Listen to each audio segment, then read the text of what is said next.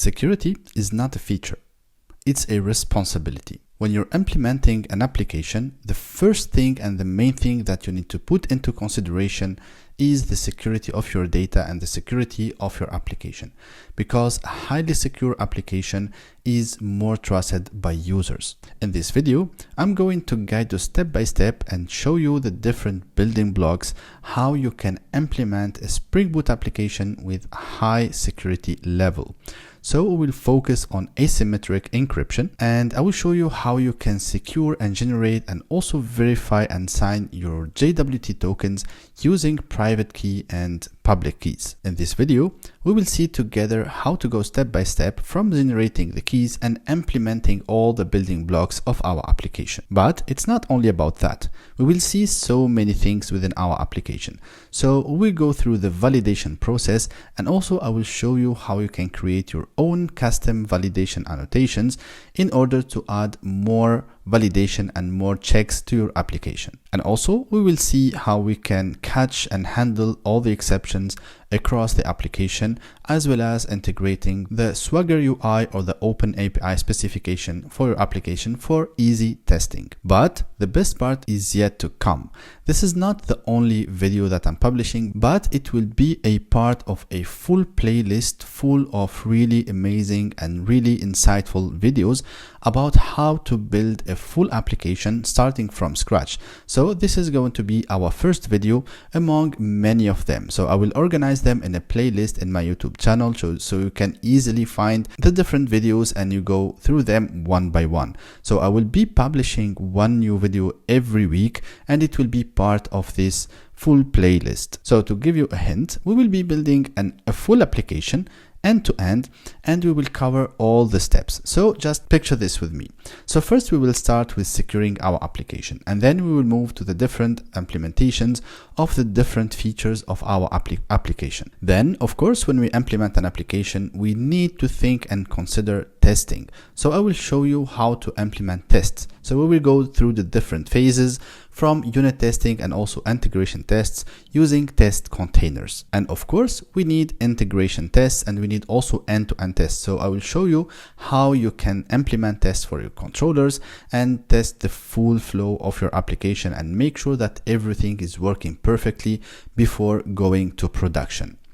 And talking about production, we will also reach the phase of deploying the application to a real VPS or a server. So when we come to that part, of course, we will see how we can build a full pipeline using GitHub Actions and perform an automatic deploy of our application. So this means you make changes, just push the code, and everything will work smoothly until the deployment to our VPS or to our server. And after that, once we are done with the backend, we will tackle the front end. So we will use Angular, for example, or React. So I will let you choose. So just drop a comment which one you want to see, and I will try, if possible, to cover both of them, but this might result in a longer waiting time. But let's say if we start with Angular, so we will also build a front end or like a full front end with Angular, and also we will cover everything from building the application, like starting from scratch, up to deploying the application, the front end application as well. And all this is for free.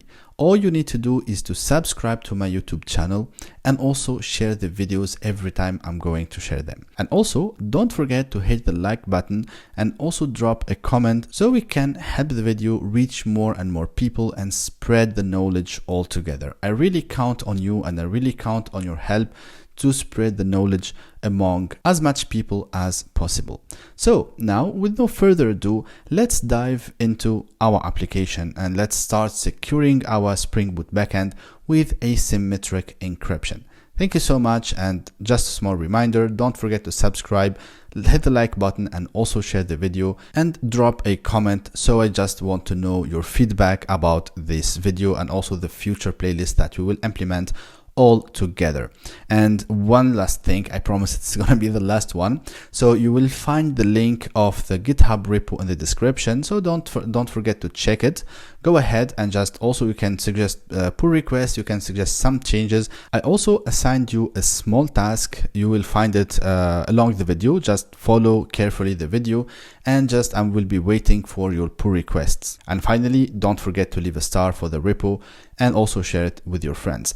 And also, if you want to, once you finish implementing each part, you can also create a LinkedIn post and just tag me there, and I would be really happy to reshare it, and also like I would congratulate you for the hard work that you are doing. So now finally, with no further ado, let's get started. Alright, so the first thing that we will do is to create our project. This is classic. So let's go to Spring Initializer or start.spring.io. And then we will select Maven as a project type and Java as our programming language. So at the time of recording this video, the most recent version of Spring Boot is 3.5.3. Now let's fill some project metadata. So here for the group, I'm gonna call it com.alibu. And then the artifact, I'm gonna call it Spring Security Asymmetric Encryption. Alright, so the name, we can also keep it as is. So we can keep it Spring Security Asymmetric Encryption. So this is going to be the description. I would just change the package name. So I won't use the concatenation of the group and the artifact, but I'm just going to simply call it com.alibu.app. So here for the Java version, you can use whether Java 21, 17, or any version that you would like to use. So I'm just going to keep it as a default. Then let's go ahead and add some dependencies. So first of all, we will need Spring Web. And of course, we will need Spring Data JPA. And now when we talk about JPA and persistence, we will use PostgreSQL. So we need our PostgreSQL driver. And of course, we want to have the validation. So let's add validation. And the main thing that we would like to see in this video and also in the upcoming videos, we will improve that a lot, is security. So let's add Spring Security as well. So now we have validation, web, PostgreSQL. Let's add also Lombok. So just to reduce the boilerplate code. And then there are some other dependencies that we will add manually. So now we have our project ready. Let's just click on generate and then open it in your preferred IDE.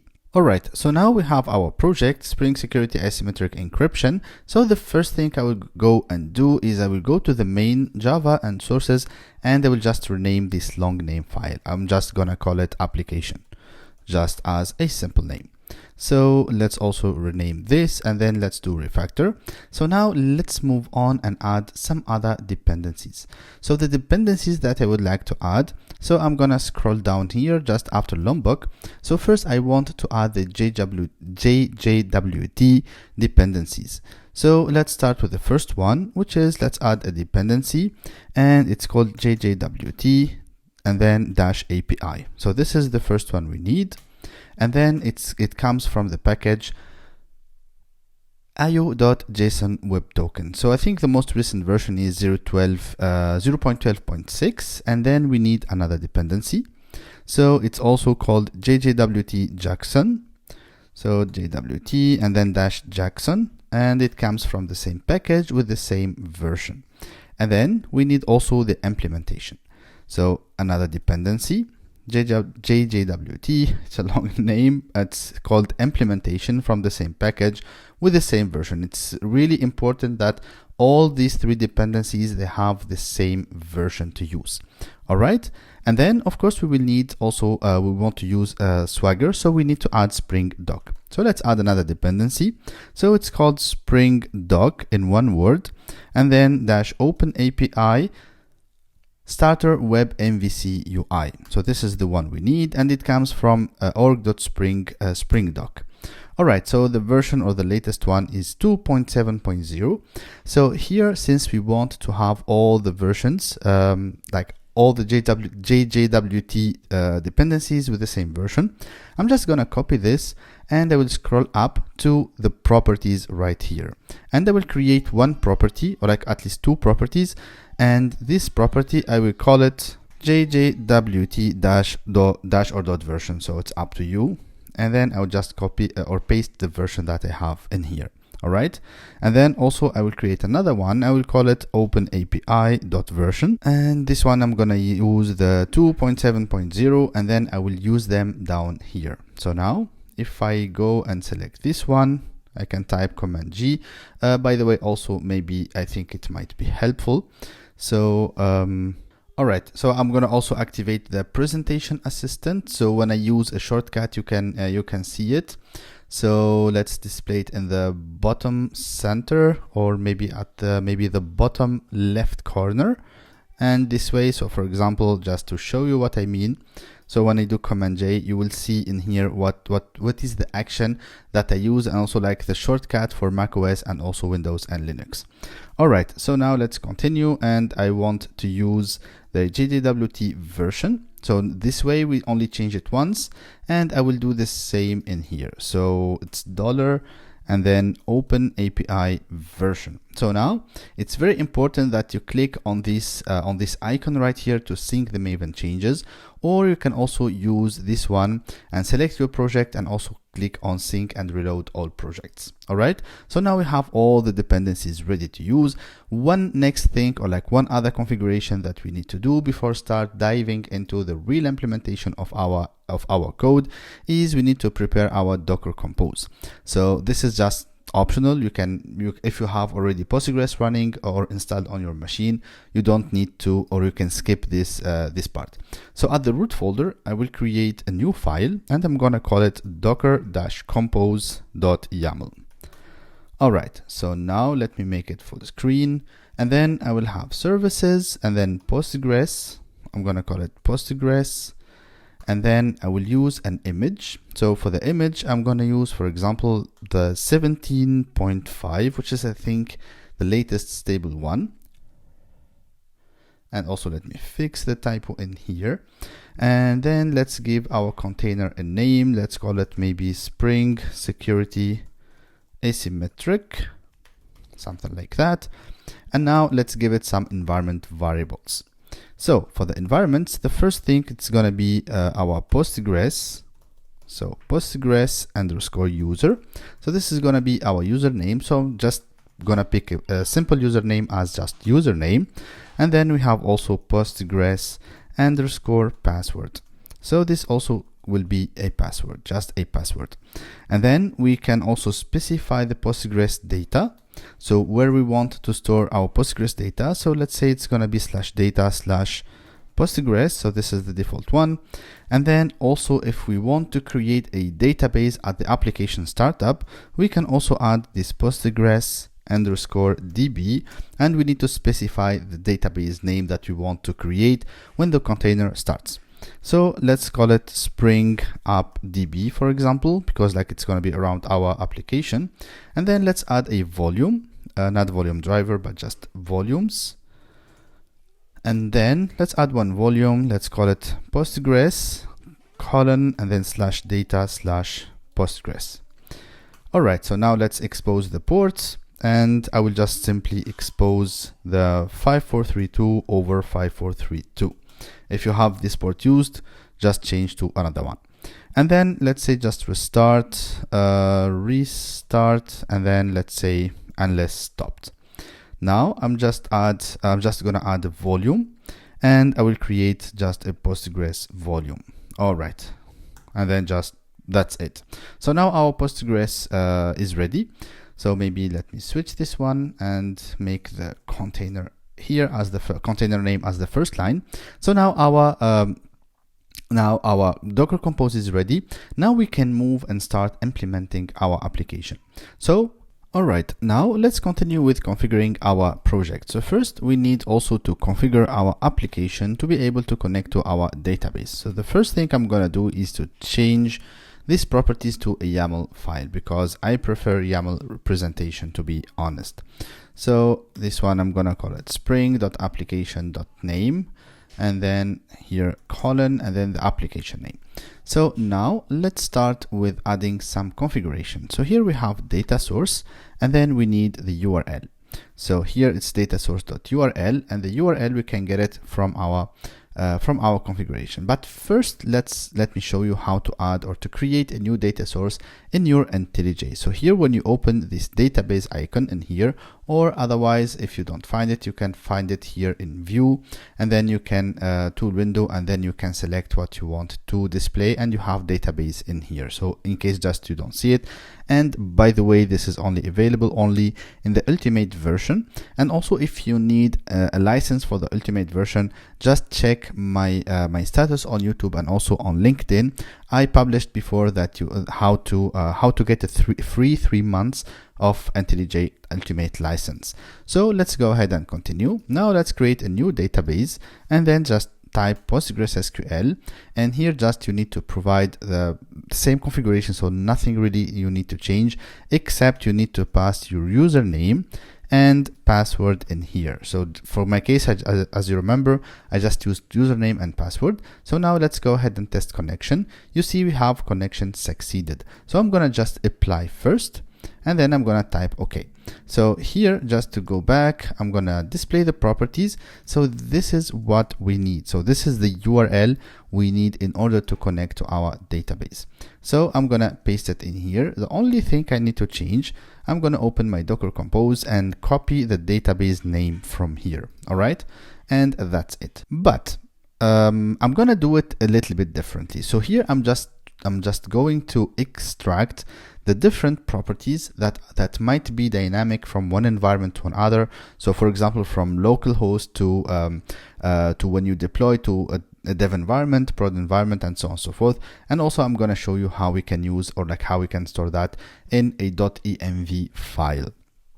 All right, so this one, this localhost, I'm just gonna use $ and then this representation, and I'm calling it db URL. So this is gonna be like the base URL, and as well the port. So here I'm gonna use a db port, and then here this one, it's gonna be $db name. So here database underscore name. So this is gonna be my database name. Then I will specify the username, and again I will use an environment variable. I'm gonna call it db username. So database username, the same for password. So let's call it as well db underscore password. So db password, and we need here to specify the driver class name, and IntelliJ will try to pick automatically the driver that you have in your dependency. So in our case, we have PostgreSQL. By the way, this one is optional, but it's always recommended to have it in your properties.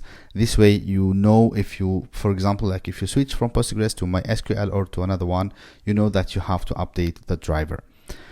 All right, so now after that, we need to add some JPA configuration. So here I will add some Hibernate DDL auto, and for now I'm gonna make it update, or like create, both are fine. And then let's specify our database. So our database is PostgreSQL, and then database platform. And here we need to specify the dialect. So it's gonna be org.hibernate.dialect.postgres or PostgreSQL dialect. All right, so this is our dialect. So now also there is another property which called show SQL true or false. For my case, I'm gonna set it to false, but if you need, or if you want to display the SQL queries, just switch this one to true. And then let's add some properties, and then we have also a Hibernate property. We have Hibernate, and then we have format SQL. Also, we can set it to true or false. Well, let's set it to true for now.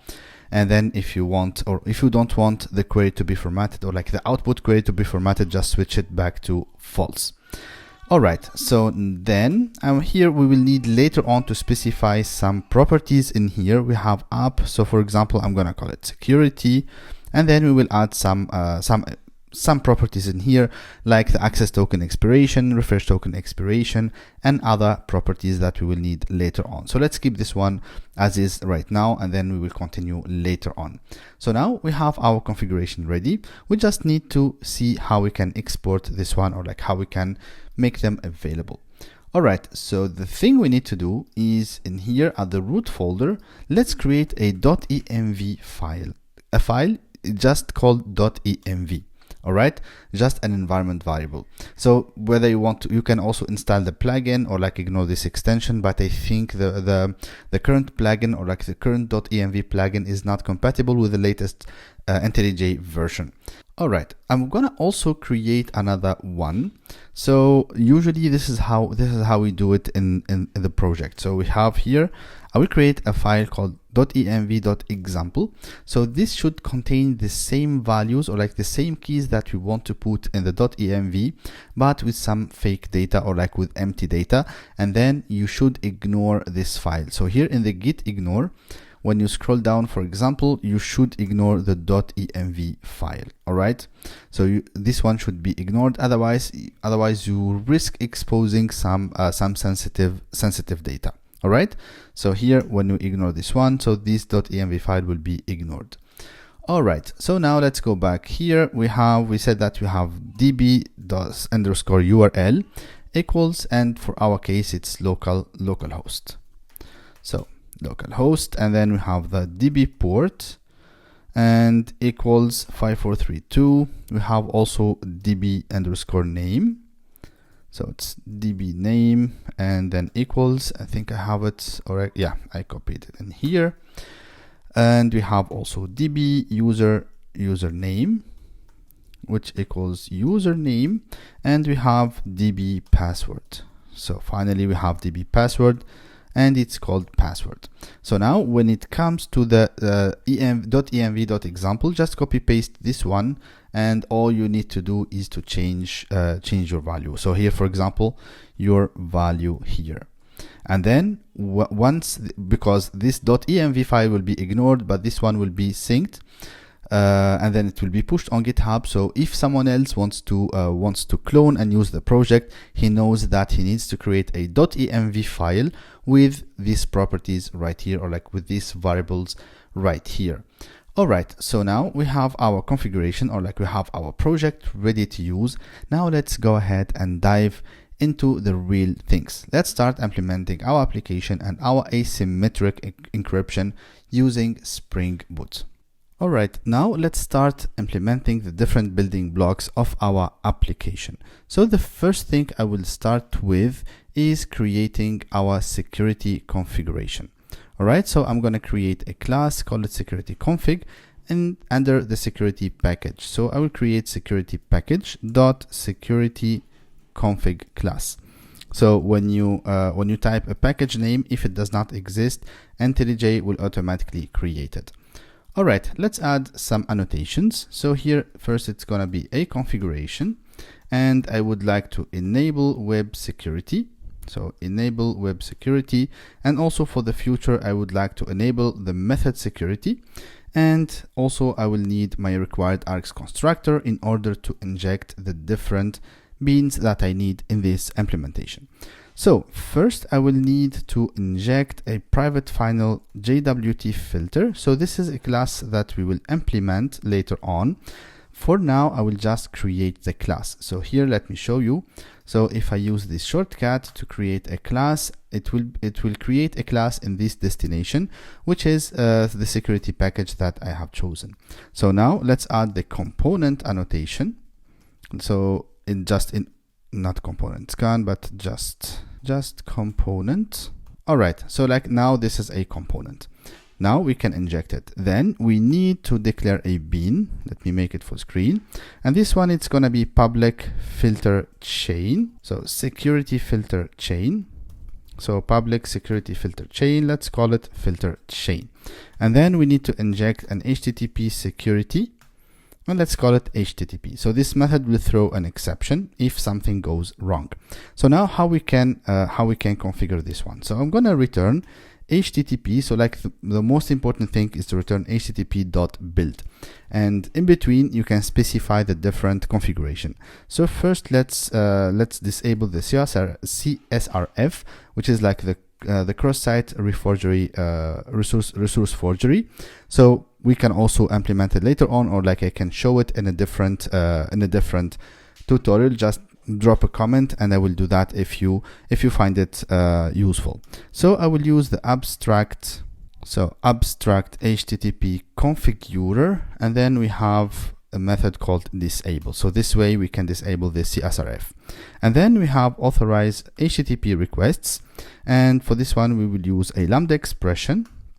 So it's going to be auth, And then, so here we have two parts. So we have for example, auth.request matchers. So we can list a list of matchers or sub URLs or something like that, that we want to authorize. And then we can say, for example, in a request, I need it to be authenticated. All right, but for this one, I will not keep it as this way, but I will create a list, call it public URLs. All right, I will come back to this one later on in a few seconds.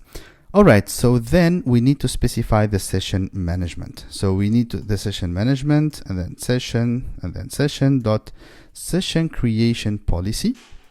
So session creation policy, and then we have a session creation policy dot stateless. So we want our session to be stateless. We don't want to save the user state or the request state in our backend. All right, so this is what stateless session policy means. And then I need to add a filter before. So I want to add my JWT filter, the one that I will implement. I want to add it before the username password authentication filter. All right, so like this is what I need to do. Now let's go first and declare this or create this this list. So I think I have it already in here. So yes. All right, so these public URLs, we have, first of all, we have these three URLs. So the first three URLs, they are /API/v1/auth/login, register and refresh. So these are the endpoints that we will expose in our authentication controller later on to be able to log in, register and refresh the token.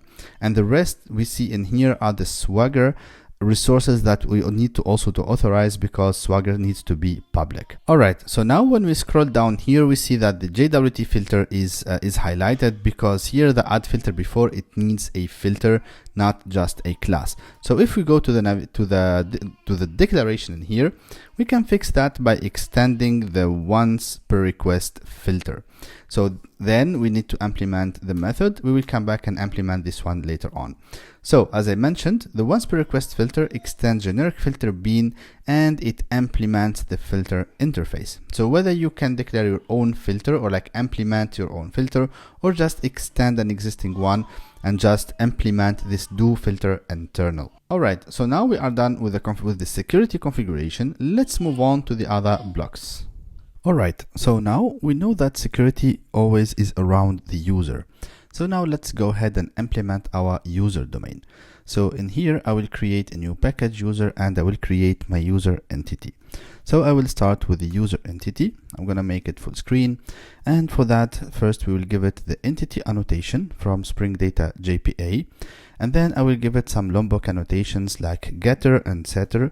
So here we have getter, we have setter, no args constructor, and all args constructor. And also I will use the builder annotation. And now I will give it the table annotation as well. So I'm going to call it users. So I'm just going to uppercase this one. And then of course I want to add my entity listeners. So I want to add some auditing to my annotation. So to my entity, sorry, not the annotation. And I will use the auditing entity listener dot class. So here, one thing that I have to mention, when you have entity listeners, you need to enable the JPA auditing. So you have two options. Whether here on the application level, you can just add enable JPA auditing, or we can create another config class just to enable JPA auditing. So I will go with a different config class. So I will create a package called config, and then another class called JPA config. So this will group all the JPA configurations. So we need to annotate it with configuration, and here I will enable JPA auditing. All right, so we're done with this part. Also, as I mentioned, you can put it at this level. Now let's go back to our user entity. So for the user, I will define few information. So I will start with a private string ID. So I will use an ID, and for this one I will give it the ID annotation, and I will give it a generated value. And for the strategy, it's not going to be identity, but it will be UUID, like the unique universal ID. I can also use static import for this one, so like it's kind of shorter somehow. And now I will define the first one. So I will have a private string first name. last name and email. Okay, I think this is fine, like this auto completion. Now I will add some colon annotations.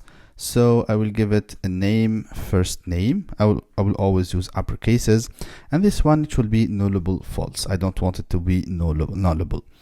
And the same for the last name, and as well for the email. So for these validation annotations, we will use them later on when it comes to the requests. So for the email, I will replace this one with a colon annotation. Name, email, it should not be nullable, so like nullable false, and it should be also unique. Now let's go to the password, and we have also phone number. So before the password, I will add a private string phone number. So I'm gonna call it phone number, and as well we will add the colon annotation. So the phone number also should not be null, and it should be unique across the users, because like it's an unique information across all the users. All right, so then we have password. So for the password, I will also use the colon annotation, and it should not be nullable, so nullable false. And then, for example, we can add like a date of birth or something like that. Okay, so I will have, for example, private local date, not local date time, just local date, and let's call it date of birth. So let's add a colon annotation, date of birth, and the date of birth, I will say that it can be null. That's completely fine. All right, so then I will add another information. So it's gonna be a Boolean enabled. So this one, it's gonna be also a colon. All right, so colon created at, updated at. I will move these two to the bottom. And here I will use the colon annotation, and I will call it enabled. All right, so then I will add other few informations, like if the account is locked or if the credentials expired, and so on and so forth. All right, so let me separate this a bit. And now I will add also another Boolean. So I'm gonna call it locked, just to see and to check if the account is locked or not. And here I will add a colon, and I will call it locked. So then after the locked, so also I will add a private Boolean credentials expired. So the same, let's add the annotation. And for locked, for example, this one I'm gonna just the database colon, I will call it is enabled, and this one is account locked, just to be more clear. And here is credentials, is credential or credentials expired. All right, so then I can also add private Boolean email verified. So if the email was verified or not. And here let's use also is email verified. And you can also add as many information as you want. Let's add maybe a last one, private Boolean is phone, or phone, let's call it just simply phone verified. And let's use the colon annotation is phone verified. All right, so now I guess we are done with the main attributes. Let's just come to this one.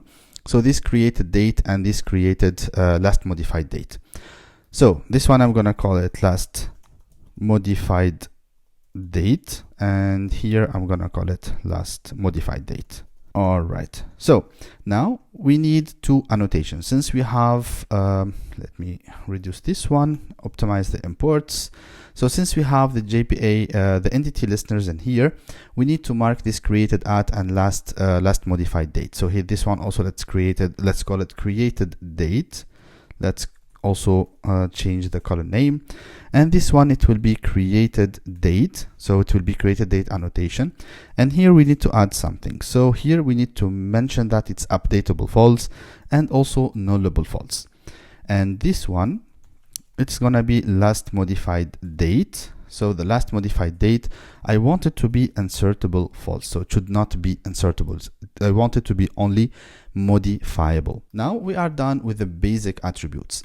Now let's implement the part where we introduce the roles. All right, so I'm gonna add a private list of role. We don't have the role yet. I'm gonna call it roles.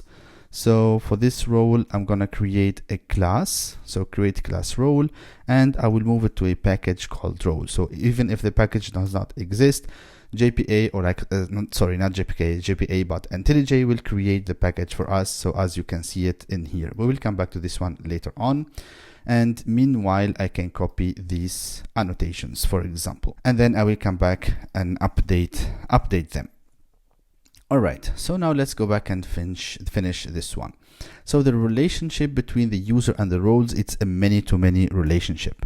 So many-to-many relationship, and it's gonna be mapped by users. Okay, so I think I will delegate this to the role, but in here I will add some cascading information. So for the cascading, I want to add persist and merge. All right, so this means when, for example, when I create a user and assign roles to that user, if the role exists, so it's okay, it's gonna be merged. If the role does not exist, it will be created thanks to this cascading attribute or property. Also, I will add a fetch type eager. So I'm gonna make it eager. So when I load the user, I will load automatically the roles with it. Now let's add a join table annotation. So the join table in here, I'm going to give it a name. So I'm going to call it users _ roles, and then I will add the join columns. So the join columns in here, so the first one, it's going to be the user ID. So it's going to be at join column, and then let's give it a name, user ID. So we don't need the references name because automatically it will reference the user ID. All right, so then we need also the inverse join columns, and for the inverse join columns we need also to use the join column. Let's give it a name, role ID or roles ID, for example. So here maybe users and roles, just to be consistent. All right, so now we are done with the basic informations, or like the basic properties of a user. There is one important thing I did not want to mention it in the beginning, but we need to do it right now, and this is super important. You should not forget it. So this user, we want to use it also as the user details, or like the user object that Spring requires and needs in order to implement and to process the whole security process. So to do that, we need to implement a user details interface. So this interface, so let's click download source. So this interface, just a simple interface that contains a list of methods that we need to define, all right, including get password, username, and so forth. All right, so now let's implement the methods, and here let's implement maybe all of them. All right, so let's implement all the methods. And when we go back in here, so the first thing that we need to implement is the get authorizations, or like the get authorities. So the get authorities, we need to return the list of roles that are assigned to the user. So first I want to make a check if collection utils dot is empty. So if the roles are empty, so I just need to return this one. All right, like I just need to return an empty list. Otherwise, I will return this .roles.stream and map. So I want to map each role to a new simple granted authority. So I'm not going to do a cast. So that was just an auto completion. So I want to return a new simple granted authority object, the role.getName. All right, so we don't have the name attribute, but we will create it in few seconds. All right, so now let me just break the lines so you can see the full code, and that's it. So now I will just quickly jump to the role here, and I will define a private string name. All right, so this is my role entity, and now I will just add the relationship. So here we have a many-to-many, as we mentioned before, so many-to-many relationship, and this one is going to be mapped by roles, and we have a list of users. So maybe let's optimize this one and import class. All right, so we have a list of users in here. So for the role, I will get rid of these entity listeners, and I will keep this one, but I will call it roles, as I mentioned before. And here we will use a super builder annotation. Why we need that? Because in here I will extend a base entity class. So this base entity class, we will need it later on when we finish implementing, or like when we implement the rest of the application. So I will create a package called common, and I will move this base entity there. So this base entity, it will contain few information. So the first thing, it needs to be annotated with a mapped superclass. And then let me take these annotations from here, like the Lombok annotations, like the getter, setters, no args constructor, all args constructor, and a super builder. And of course we need this annotation, which is the entity listeners. All right, because all the entities that will extend this base entity, they need to be audited. All right, so for that I will create an ID, and I'm gonna make it a generated value. So generated value, and I will use the strategy UUID as we did before. I can also like use a static import in here. So here, let's say private string ID.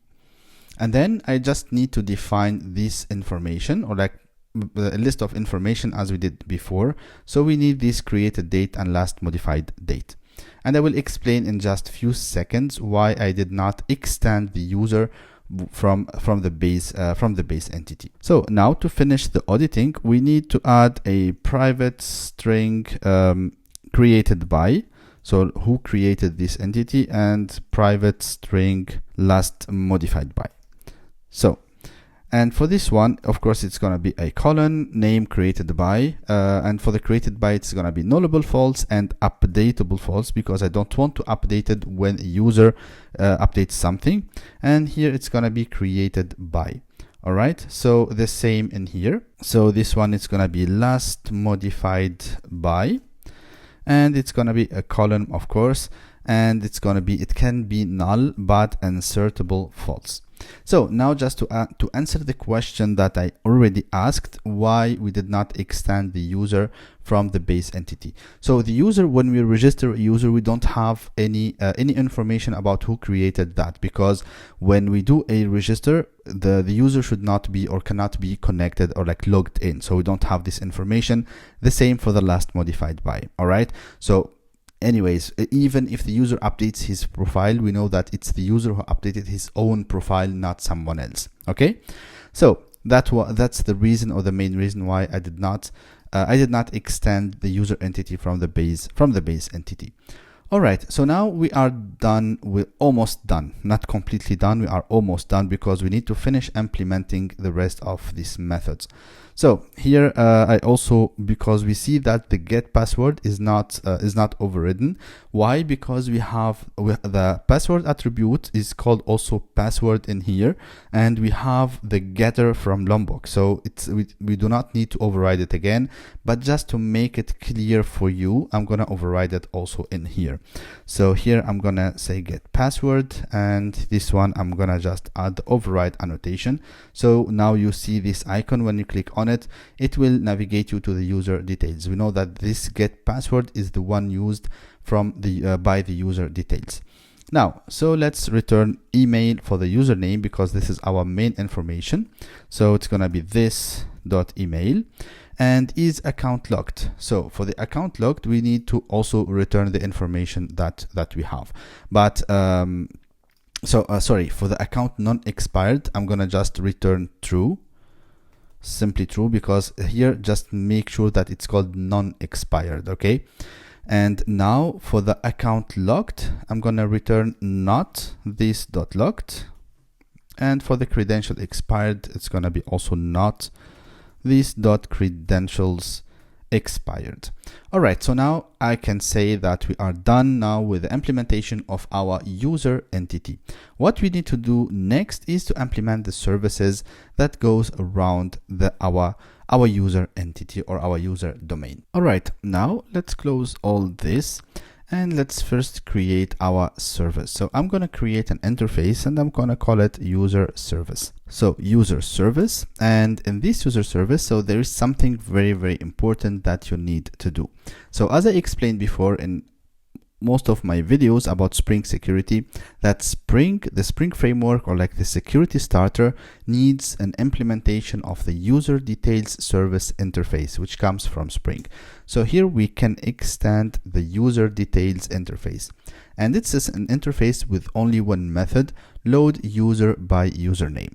So here we don't need to create a separate class and do a separate implementation. So you can always include it within your own user service. All right. So now let's define some other extra methods that we need for our user service. So I'm going to add a void update profile info, for example. So we want to update the profile information of a user. So for now, I'm going to keep it empty, and then we'll create the request objects and the response objects, and I will explain and then come back to finalize this one. We also need another method, change password. So I'm going to keep it empty as I mentioned before, and we have deactivate account. So we want to add a deactivate account and also reactivate account, kind of. Yeah, I think it's correct. And also here we have, or like we want to add a delete account method. All right. So now these are the 5 methods that we will implement within our user service. But as I mentioned before that, we need some DTOs. All right. So we need some request objects, like the one for changing the password and updating the profile. All right. So let's start maybe with updating the profile. So here within my user package, I will create a class and I will put it under a request package. All right. So I will call it profile update request. So I think it's better to separate the update requests from the creation requests. Also, I will need, so let me just rename the package, request. Yes. So also I'm going to create another one and I will call it change password. All right. So change password request. All right. So these are 2 requests. I will just open the user from here and I will just copy these annotations, like the Lombok annotations. Now let's start with the profile update request. I'm going to just paste this one in here and this one in here. So to update the profile, we need just few information. So like we can specify what we want to update. So here we have first name, last name. We cannot change the email. Let's assume that we cannot change, we cannot change the phone number. And this one is going to be a local date as the birth date. All right. Or the date of birth. So for the change password, it's also simple. So we need a private string current password, like you can call it current or old password. Both are fine. So we need also like a private new password and a private confirm new password. So like we need also the confirmation. All right, so we are done with these 2 requests. Now let's go back to our service and update the signature of the methods. So here we will need a profile update request, and we need also a string user ID. All right, so like we want the ID of the user that we want to update.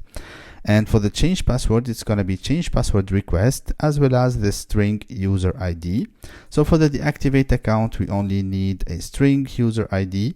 The same for reactivate account, so string user ID, and for the delete account as well.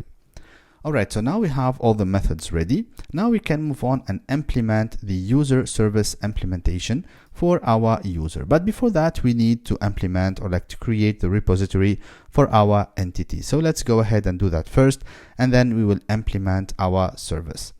All right, so now here I will, at the base package, or like the user base package, I will create an interface and I'm going to call it user repository. So this one, it's going to extend JPA repository with user and a string. So here we have the user and string as the main type of our entity. So then in my user repository, I will define few methods. Okay. So the first one, it's a method that will return a Boolean and exists by email. and here I need to pass string email, but here I will just add ignore case because the email should not be case sensitive. For example, if you add if you log in with this email ali@mail.com, it should be the same as ali@mail.com. all right, so that's why we need to ignore the case when we check if an email or like an account already exists with an email.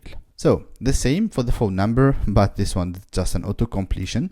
We just need an exists by phone number. We want to check because we know that the phone number should be unique. So that's why we need to double check it before inserting the user, inserting or like registering the user, just to correctly inform the end user. All right. So now I'm gonna add an optional user find user or like find by email ignore case. So like as we did in here, this one should be also like ignore case. So now we are done with the repository. Let's go and create our implementation of this user service.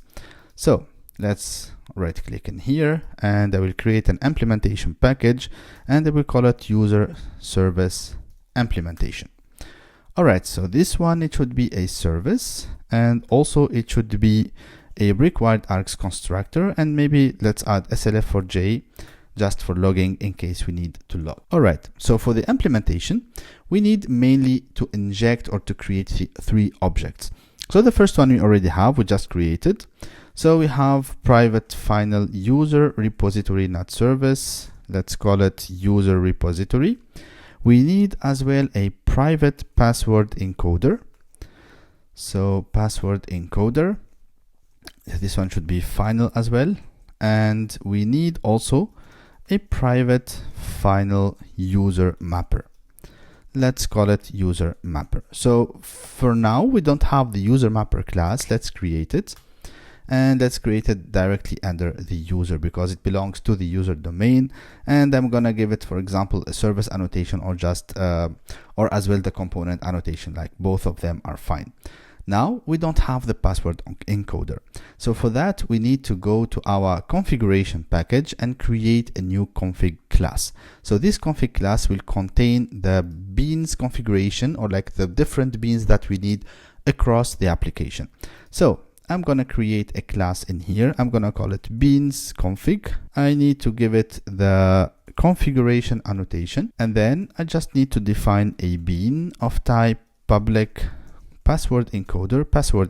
I just need to return here a new or a bcrypt password encoder. So return a new bcrypt password encoder, and that's it for my password encoder. So now when I come back here, the error is gone because now IntelliJ detects that we have a bean of this declaration or like of this type declaration. So okay, so I will not define the rest of the beans now. Like when we need them, I will just create them. So at least you do not forget that we already declared a bean of the type that we need. All right. So now let's go back to the implementation. So now our user service implementation needs to implement the user service interface. So now let's implement the methods. And as you can see here, you see that these are the methods that we already defined.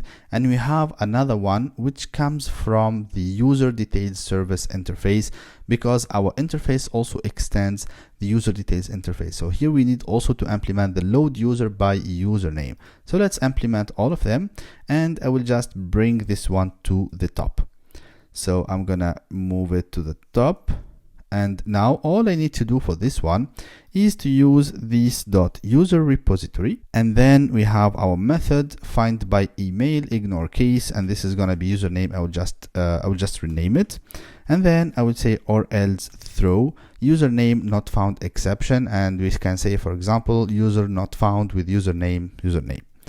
So with username, and then let's say username, for example. All right, so now we are done with the first method. So it's super easy, and as I mentioned, you can also change this one or like rename it to user email. So for example, user email for more consistency, because here we are fetching by user email. All right, so this is the first one. The second method is also quite easy, since for the profile update request we only have three information, so we can just quickly implement this method. So first, I will try to fetch the user from not user details, sorry, but just a user. Let's import this one. Let's say saved user. All right, so equals this dot repository, user repository dot find by ID. So find by ID, and then or else throw a new entity not found exception, or we can also throw a dedicated exception. So here we have username not found exception, which is, I would say, okay, but it's not the username that we are using to fetch or to search for that one. So for this, I will create a business exception. So a business exception, and then I will pass some information in there. All right, so the business exception is something that we don't have yet. So let's go ahead and create a class. So it's going to be under the app and then exception. So we do not need to extend anything, but just runtime exception. So extends runtime exception, and we just need to define what we have as information in our exception. So this is a custom exception because it's an exception related to the business logic that we want to implement within our application. So for that, I will define few information. So first of all, I will define a private final, an object, I will call it error code. So this is going to be a enum mostly. So error code. So like this will be the error code that I want to throw. And also I can have kind of final, an object, like an array of objects, and I'm gonna call it args. All right, so for that I need to have a getter annotation in here, and then I will define the first constructor. So I want to have a public business exception, and I want to pass a final error code. Let's call it error code, and then I want to pass a final object. So with 3 dots, this means that I'm passing a table. All right, so here I need to call super, but before that, let's define or let's create our error code enum. All right, so let's go ahead and do that. So let's create an enum, and let's call it error code, and let's put it inside the exception package. All right, in the same package. All right, so then we need few things. So we need to do this, like we need to assign them. But before that, let's go ahead and just make sure that we agree on the structure of our enum. So for this enum, I will have mainly three information. All right. So first, I will have a private final string code. So this will be the code that I want to use, and also I will have a private final string. So string, I'm gonna call it default message, because within this application, or like within this tutorial, and also like the coming one, as I mentioned before, so we will implement like a full application end-to-end from this coding, like locally, until the deployment to a real server, and like make the application available on the internet. So we need also to add interlocalization or internationalization. Sorry, like it's a long name, but I mean this. All right, or like when we say localization, it's L10N.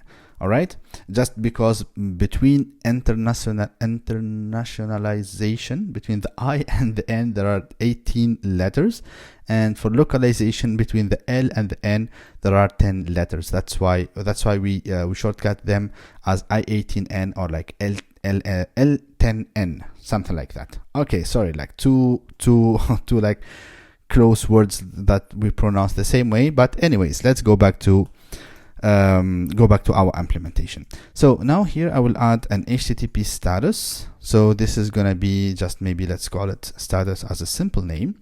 We need, of course, a getter annotation in here, and mainly we need a constructor. All right, so like we need a constructor for this. Let me just break the lines. So now we defined our enum. So the first one, or like the first enumeration that we will define, let's say maybe user not found, something like that. Okay, so maybe let's say user not found error message. So it's gonna be this way. So user not found, so like this is gonna be the enum constant, or like the constant name. And here we need to define the information. So the code, it's gonna be user not found, for example, like the same as the name. And here let's add a user not found, for example. And here, maybe let's return the not found HTTP status, which is 404. And I can also do an import static. And now we are done. All right, so like now we'll keep adding more constants to the error code, but the business exception, we are done with that. All right, but there is one thing. So here you see the super. Usually we call the super class with a string. All right, like the string message. And for that, here we see, so let me first explain the structure.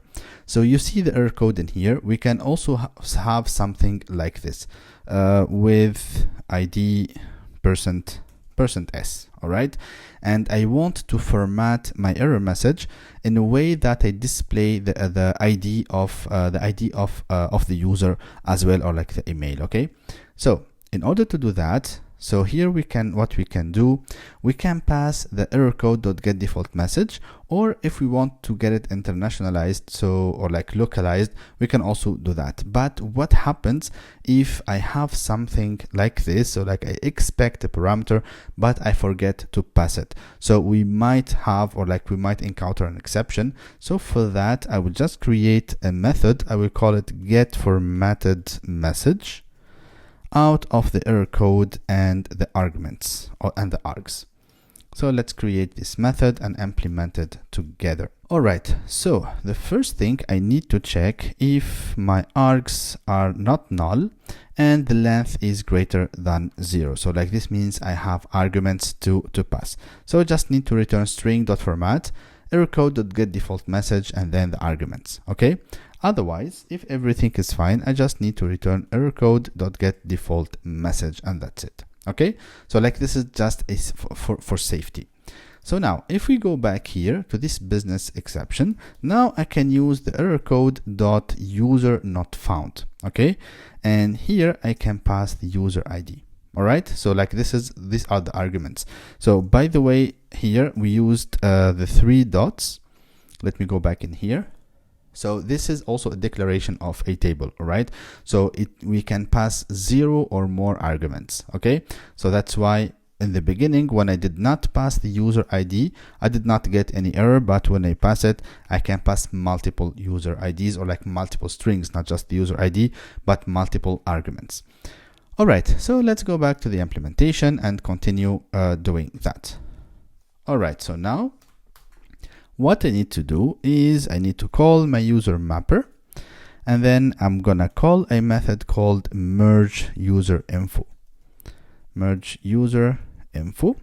And I need to pass my saved user as well as the request. So I want to merge the request into the saved user, and then this .userRepository.saved user. Now let's create the method merge user. And this one, it's gonna be a void, or like it can be a void. That's fine because we do not need any return information or like return object. So for that, we have saved user and we have request. So I just want to do some really stupid and simple checks. Okay, so if string utils from Apache common length 3 and is not blank, and then request.getFirstName. And the second check, so maybe I can break the line in here. And the second check, if not, my user or saved user, maybe let me call it user just as a shorter name. And then user.getFirstName is equals to the first name. So like if both of them are not equals, I can set the first name. All right. And that's it. So now I just need to do the same for the last name and for the birth date. All right. So here, let's say last name. So last name and last name as well in here, and last name as well in here. But let's not forget this one and also this one. All right. So the last name is done. Now, just the last check if the date of birth is different from the request.get date of birth. So in this case, I also can merge the information. All right, so like the merge method is done, and the first method in our user service implementation is done. Well, the second one, but I mean the first business method.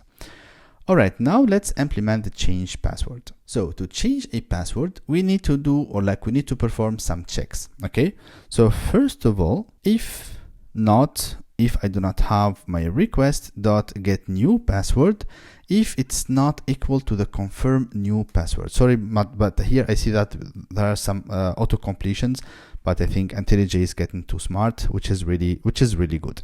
By the way, IntelliJ is my favorite IDE, and this is the only one that I use. All right, so here if we have if the new password does not match the confirmed password, so in this case we need to throw a new business exception. All right, so we need to throw a new business exception, and here let's say error code dot change password mismatch, for example, change password mismatch. So we don't have this one yet. Let's create this constant. And let's say change password mismatch. So current password and new password are not the same, and we can return a bad request. All right, let's go back in here. So this one is fine. Now the second, or like the next thing that we need to do, we need to get the user from the repository. Okay, so I see a lot of auto completion, which is fine, but I prefer writing the code myself. So saved user, and then or else throw user not found exception. That's completely fine, but this is the thing that I want to do at the end. All right, sorry, like this auto completion is really confusing sometimes, but let's continue. So now I want to do a check. So that's why don't rely too much on the AI, because you will see that like this check, or like the thing that I want to do right now, it was not or like the AI did not predict it somehow. So now I need to make sure that the old password, which is stored in my database, and the password and the old password that the user passed are the same. So they need to be matched. Okay, so they need to match both of them. So if my password on encoder dot match or matches my request dot get current password, and I want to compare it with which one? With my saved user dot get password. So if I do not have a match, because I have the negation in here, so I want to throw a new business exception as well. And for this one, I'm gonna use error code, which is like it's gonna be a new one, and valid current password, for example, and valid current password. All right, yep, I'm missing a parenthesis in here, so I'm gonna create this one. So let's invalid current password is invalid, or something like that. So this is fine. And then after that, what I can do, I would like to separate this one. So I'm just gonna take this, we cut it, and I will have a final string encoded. So this means the encoded password, and I just want to encode this one and then set the encoded password. All right, and then I just need to save the user. All right, so now let's implement the next one, which is deactivate account. So this one is gonna be super easy and straightforward to implement. So I'm gonna have a final user. Let's say user equals this dot user repository dot find by ID. So find by ID, and then I just if the user, so user ID. And if the user is not found, I can just do throw this one. All right, so this is done. And then I just need to check if the user dot is enabled. So if the user is not already enabled, I just need to say that the account is already deactivated, just to inform the user. So throw new business exception, and let's say error code dot account already deactivated. All right, let's go ahead and create this one, and account already deactivated, and that's it. Otherwise, we just need to set it to false and save the user. All right, and the same way I can copy paste this, and now I just need to do the opposite. So if the user is enabled, I just need to return the account is already enabled and set this one to true, and that's it. All right, so when it comes to this last method, so this one I will not implement it just right now. First, I want to leave it to you as an exercise, but this will come once we finish the whole playlist and all the different videos that we will implement together. So here, so let me write this one. So this method need the rest of the entities first. All right, so this is the first one. Then the logic is just to schedule a profile for deletion. Okay, so to schedule a profile for deletion. So this is what we need to do, and then finally, and then a scheduled job will pick up the profiles and delete everything related to the profile. So so entities in here. So and then like everything will be deleted among this this account, or like everything or anything related to the account. Let's imagine any kind of entity that needs or like that uses hardly the profile. So we need also to remove all of them, like in order to add a hard deletion. Okay, so the user or like the user service implementation is done. We also like along the way we created the exceptions, we created the error codes, we created so many things, but something which is very important. So here we are throwing exceptions. Okay, so we need to catch these exceptions and handle them in the correct way.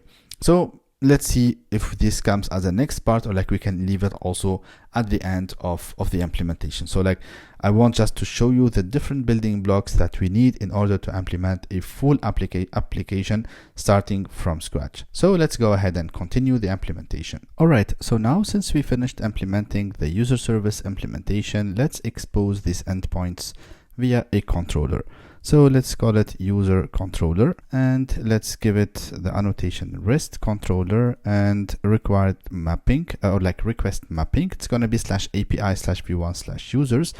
And also I will add the required args constructor from Lombok, and I will use the tag annotation from Swagger, as you can see in here.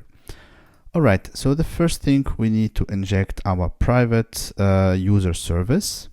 And now we will start exposing the methods that we already implemented.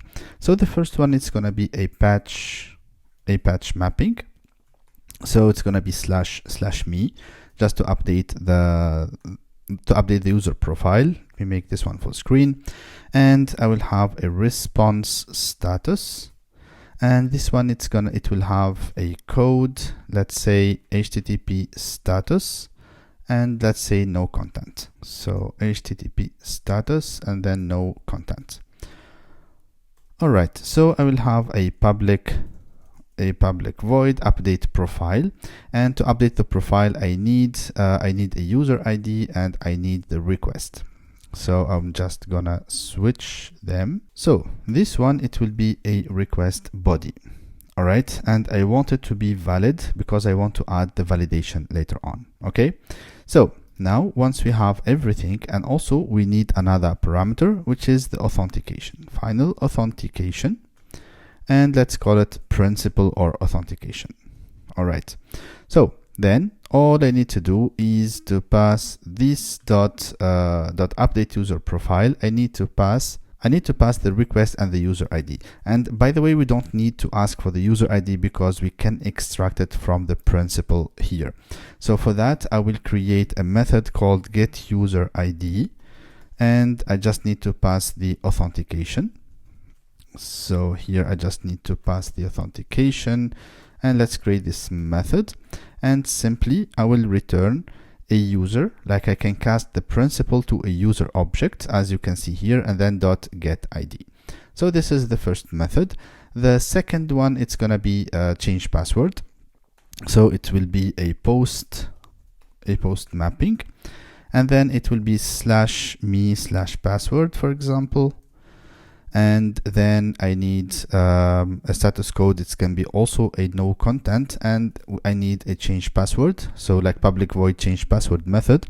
And here I need a request body, and of course this one, it should be valid.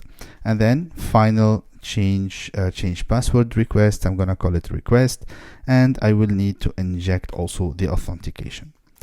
So now all I need to do is to call the service.changePassword, and I pass the user, or like the getUser method, to extract the user ID from the principal. Now another patch mapping. So it's gonna be /me/deactivate, and the same. I can return a no content and a public void reactivate or like deactivate account. And here I just need to call this one. So the same way I can copy paste this method, and I can call this one reactivate, and here reactivate account, and here just reactivate account. And finally, I can also expose a delete mapping. So this one, it can be /me, for example, and also it can be no content. And finally, we need a delete method. And here I just need to call the delete account, and just I need to extract the principal, the user ID from the principal object. And now we are done with exposing the controller. So now let's go ahead and continue to the next block.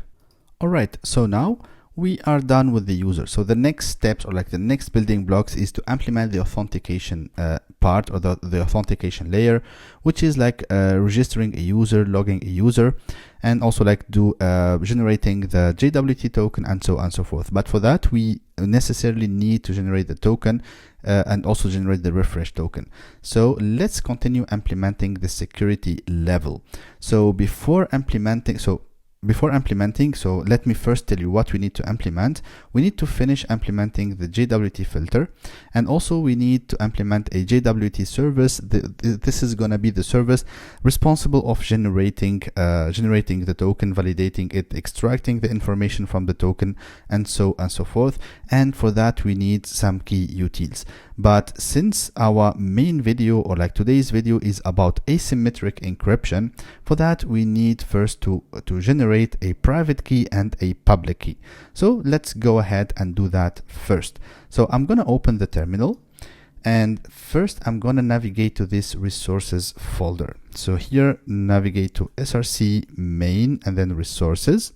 So now we are under resources. So I'm going to create a directory first, and I'm going to call it keys. So I'm gonna go to keys, and then I will create another folder. So make directory, I'm gonna call it local only. So this local only means that these keys are only for local execution, or like for local code. Why we need that? Because you should never store, or like you should never push the private and public. Okay, the public key is fine, but you should never push the private key to your GitHub repository. You need to generate it somewhere, store it, and then just pass the URL or the path for that key. So that's why we need to do that. So let's go to under local only, and now I'm going to generate two keys. So in order to generate a key or a private key, we need to write, or like we can use the openssl command to generate the keys from the command line. So this is going to generate a 2048-bit private key. The command is the following. So let me explain it before executing it. So as I mentioned, we will use openssl and then gen p key, or like generate private key. And I want to use the algorithm RSA. So this one, we will need it later on. And the output, I want to put it into a private-secret.pem. All right. So like this is going to be the file name, and the private key options, it's RSA key gen bits 2048. So when I hit enter, so this is going to generate a file, as you can see in here. So there is something important. By the way, I did not install the plugin because it's not compatible with the latest version of IntelliJ. So this is our private key, and this one should be, or should remain, private. Don't share it, even if you have a microservices architecture, and so only the authentication or the authorization server should have access to this private key. All right. So now we are done with generating the private key. Now we need to extract the public key from the private key. And for that, we need to use the following command. So again, it's going to be openssl RSA as an algorithm. So here and public key out, or like pub out, from the private key. So here if you change, for example, in the first command, if you change the file name, you need also to change it in here as well. And the output, I want to put it into a public key.pm. So this public key is the one that you can share. For example, as I mentioned, if you have a microservices architecture, so this is the public key, or the key that you can share across the different services in order to validate the key. So now let's generate the public key, and as you can see here, we have our public key generated and ready to use. So once we have the keys, we need some utils method or class in order to be able to read this private and public key. So let's move on and implement this one. All right, so now let's first implement our Key Utils class. So I'm gonna create a class under security, and I'm gonna call it Key Utils. And this Key Utils, it's gonna be like a utility class, so I will just create a private constructor for it since I don't want it to be instantiated.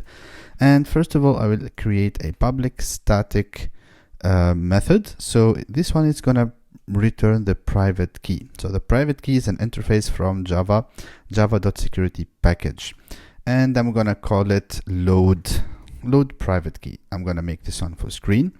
And for this one, we will need a final string PEM location, or like PEM path, like the file path, I mean. So for that, first we will need a final string key. We need to read the key string from the file. So let's create a method. I will call it read key from resource, and then we will pass the PEM path. All right. So PEM path, I will come back to this one later on. So let's go ahead and implement this method. So this read key, or like a read key from resource, I extracted it to a method because we need to use it in loading the private key and as well as loading the public key. So first I will use a try and catch, and here I will use try with resources, and I will have here a final input stream, and I will call it a put stream as is, and then keyutils.get.class, and then .get resource as stream. All right. So, and then I just need to pass the PEM path. So here I will just say that my method throws exception, not runtime, but I will just throw the global exception. And then once we load the key, first I need to check if my input stream is null. So then I need to throw a new exception. All right. So I'm gonna throw a legal exception. So a legal or a legal argument exception, something like that. Yeah, that should be fine. So could not find key file with in this specific path. Otherwise, I will just return a new string of my input stream dot read all bytes. So we have a method here called read all bytes, where we can read, or like this way we can read all the input stream, and here it should be a string. All right, so now we are done with read key from resources, and here of course we need to whether to add a catch clause or just annotate methods, or like just let's say throws exception, and that's it. All right, so now after reading the key, we need to perform some few things. All right, so here let me explain what we need to perform. So when we see the private key here, it starts with this one. I'm gonna copy it, and also it ends with this one.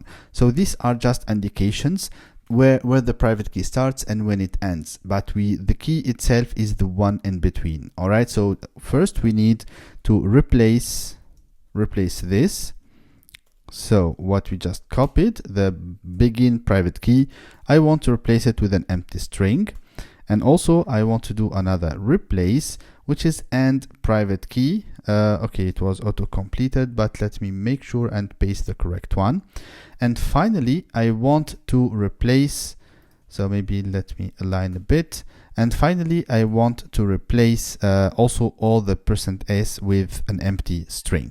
All right, so now we loaded the key. Now let's perform and read it and transform it to a byte. Okay, well, not a byte, but to a private key. So the first thing, we need to create a byte array. So byte array, let's call decoded equals base64 dot get decoder, and then I want to decode my key. All right, so this is what I want to do as first. And then I'm going to create an object of type key spec. So like it's going to be a key spec, but it's going to be of type PXC8 encoded key spec. So PXC8, PXCS8 encoded key spec. So equals new PXC. So this one I'm just reading it as a PXC8 encoded key spec. And finally, all I need to do is to return a key factory. So we have a key factory within the package java.security.getInstance, and here we need to pass the algorithm. So the algorithm that we used to generate our key was the RSA algorithm, okay? And then .generate private key, and we need to pass the spec. All right, so this is the first method, how to load a private key. So loading the public key, it's going to be exactly the same, but so I'm going to duplicate it, but we need to return a public key. So I'm going to call this one load public key. We need, all right, so I have a typo, I guess, in here. Yes. All right, so let me fix the typo first. And then instead of returning a public key, or like generating a private key, we just need to generate a public key. So like it's gonna be the same. And here it should be also like a public key as a return type. So, but here it's not begin private key, but it should be begin public key and begin private and public key. Sorry. So let's just replace this one and this one. So now we have the two methods that we need in order to load our private key and public key from the resources. So I mentioned before, or like just a few moments before, that we should not locally store the private key in our source code, but we need to use, for example, a vault, or we need to use, for example, AWS Secrets Manager in order to save or like to store these files, and then we just need to pass and read it from that location. But for now, for the sake of this tutorial, we are doing it or like storing everything locally.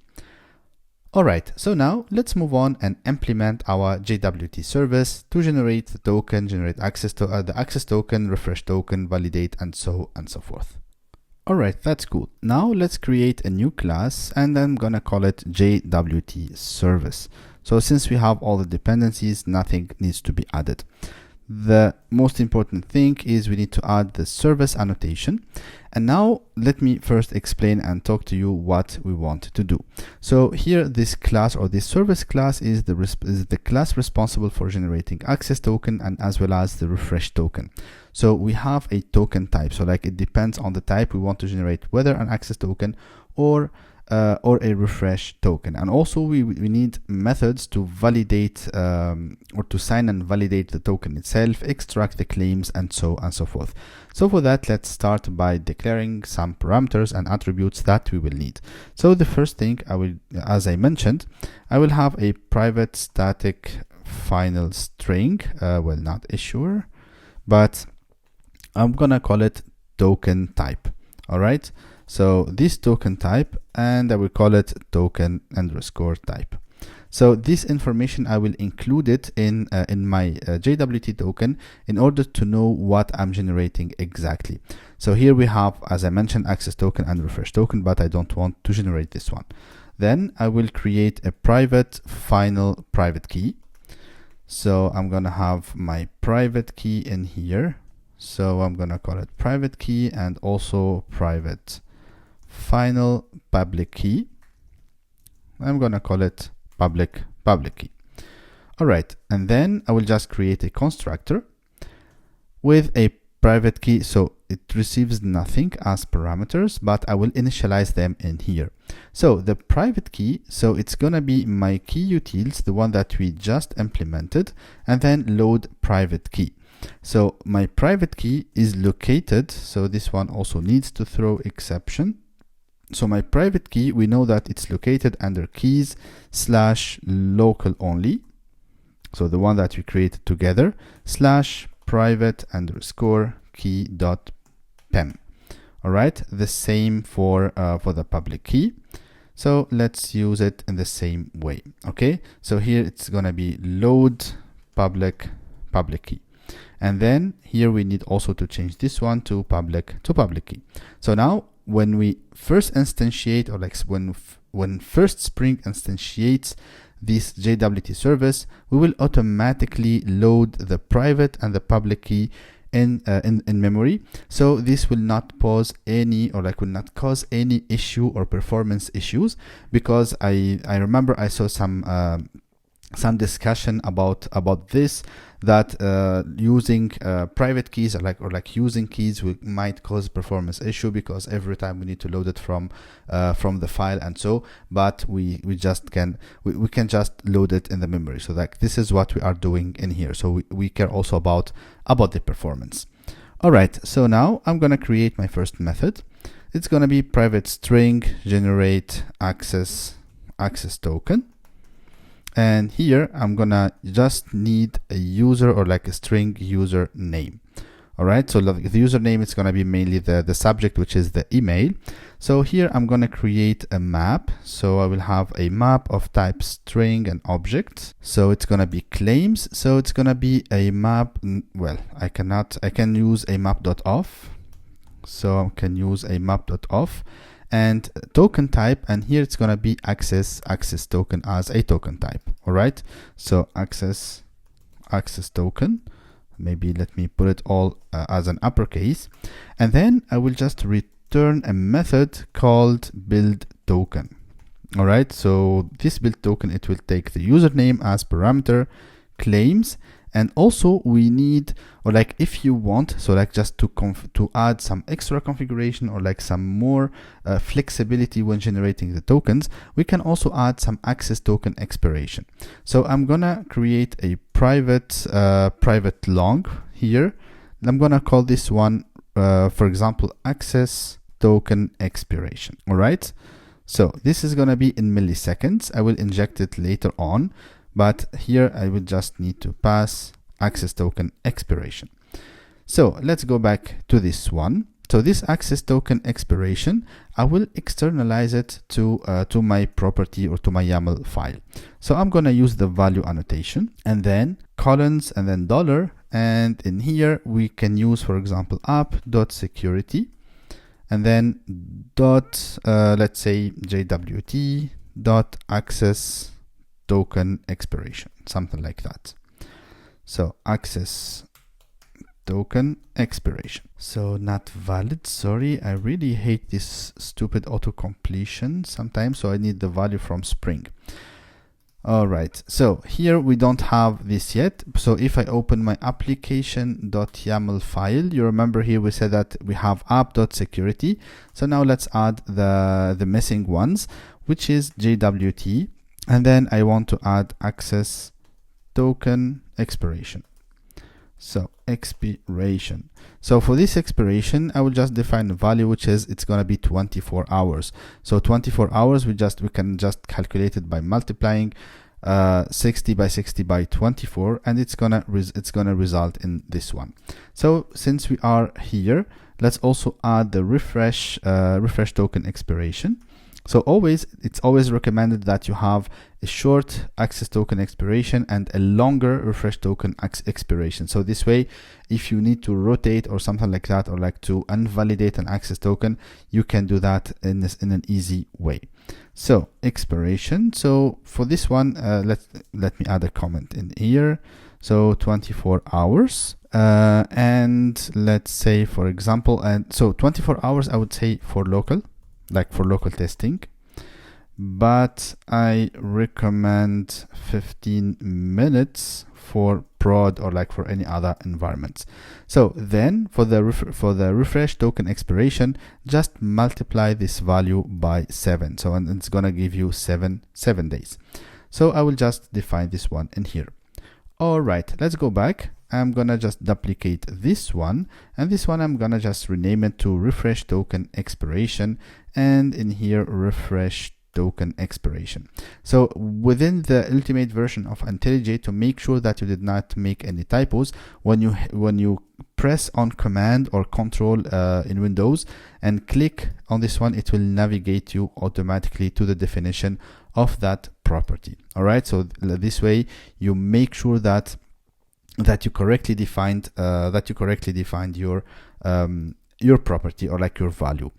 All right, so here before implementing this build token method, I'm gonna also create another public string generate refresh token. All right, so it also needs to take a final string username. And again, in the same way, I think I can copy paste this one, and here I just need to pass a refresh token.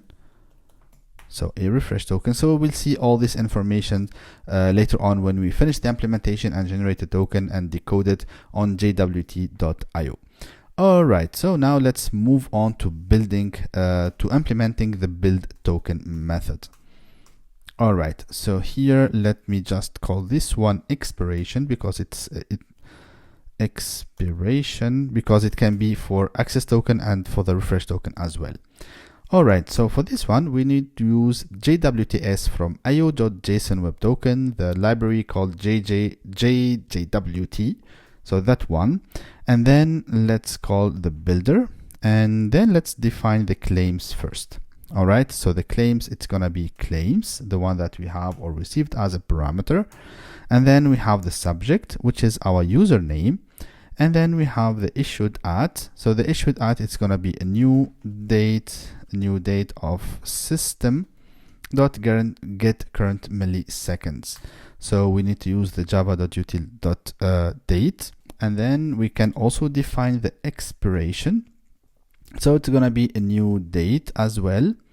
So here it's gonna be a new date. Let's take the system.get current milliseconds. So .current milliseconds plus the expiration. All right. And then we need to sign this one. So when we generate a token, we sign it with the private key. All right. And then we just need to return .compact. Okay.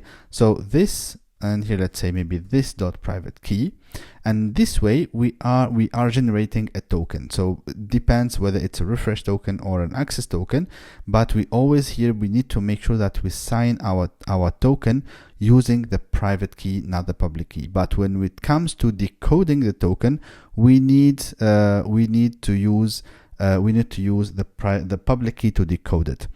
So all right, so now let's move on and implement the other methods. So after building a token, we need a method that should return a Boolean. So it's gonna be a Boolean is token valid. All right, so we need to check if the token is valid or not. And to validate a token, we need a final string, the token itself. So the token, and we need a username, and here I'm gonna call it the expected username. All right, so this is going to be the expected username because we want to make sure that this token is what was generated for the user that we want to validate the token for, or like the user who sent us the token. We want to make sure that this token was issued for that user. All right, so here I'm going to have a string username equals extract. I'm going to create a method extract username from the token. All right, first I need to extract it, and then I want to make sure that my username is equals, so I can just return in here, equals my expected username. And so just to say, or like to make sure that the token is valid, it should be issued for the same username and it should not expire. So the token should not be expired. So here is token expired. I need to create also this method, and here this one I need just to pass the token. So let's first start implementing this extract username. So extract username, here I'm gonna create a method. I'm gonna call it extract claims. So I need to, because later on I need to extract all the claims, and from the claim I need to get the information that I need, and here .get subject. So since when we generated the token, here we set the subject as the username. So our username, it will also be our subject.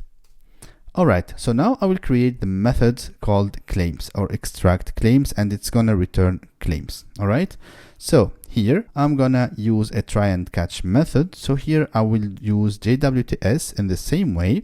Now instead of builder, I'm going to use a parser because I want to parse my token. And the first thing, I want to verify my key with my public key.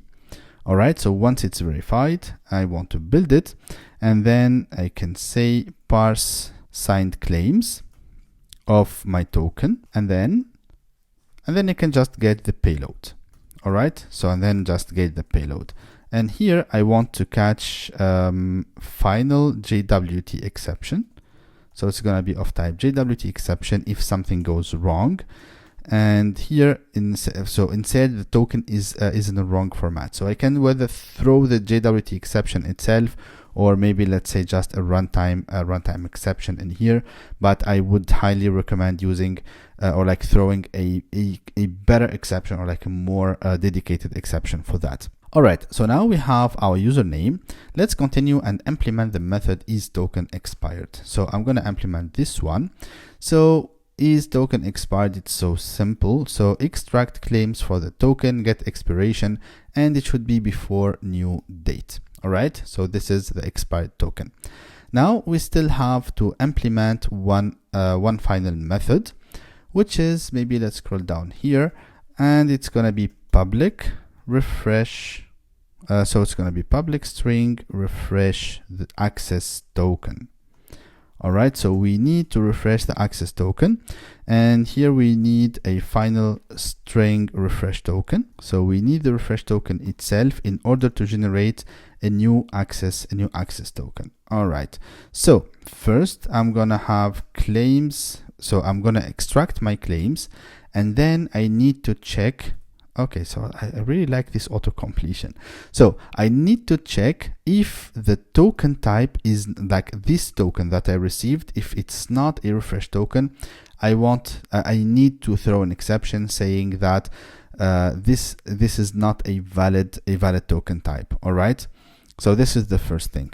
And then I need to make sure that my token is not expired. So here, if is token expired of my refresh token, then I want also to throw a runtime exception. So here maybe I can say refresh token expired. Otherwise, finally, I can just generate my token. So here, instead of doing that, I'm gonna write it differently, to be honest. So I'm gonna extract the username from the claims, and instead of calling the build token, I already have a generate access token, and I can just pass the username, and then I have all the claims, and everything is gonna be as expected or as I expect. All right, so now we have the JWT service implemented, and we have all the methods that we need. We can load the token. Just one thing. So here we need to use this refresh token. Yes, instead of the access token. So we have all the methods, and now we can move on and implement our JWT filter in order to intercept the incoming request, extract the token, validate it, and set the authentication to true or false, whether the user passed a correct or valid or invalid token. All right, so let's move on and do that. Alright, so now after implementing the JWT service, we have all the building blocks to finalize or to finish the implementation of our JWT filter. So for that, let's first inject our two services. So we have private final JWT service, and let's call it JWT service, and we need also our private final user details service. So the user details service, it's gonna be injected via the implementation of the user service that we did. So here I'm gonna add the required args constructor, and then I'm gonna just break the lines in here and add a non-null annotation. So this one, it should be non-null, and as well as in here a non-null and a non-null in here. All right, so this filter, or like these two internal filter, might throw servlet exception and IO exception. All right, so now let's start the implementation. So the first thing that we need to do is when we have, so let me open the security just to remind you. So where is my security config? So in here, we see that we have in our public URLs anything that starts with /API/v1/auth, we want to authorize it. So when we receive such URL, there is no need to check for the JWT. So we can ignore this one, but it has some small improvements in the performance of our application.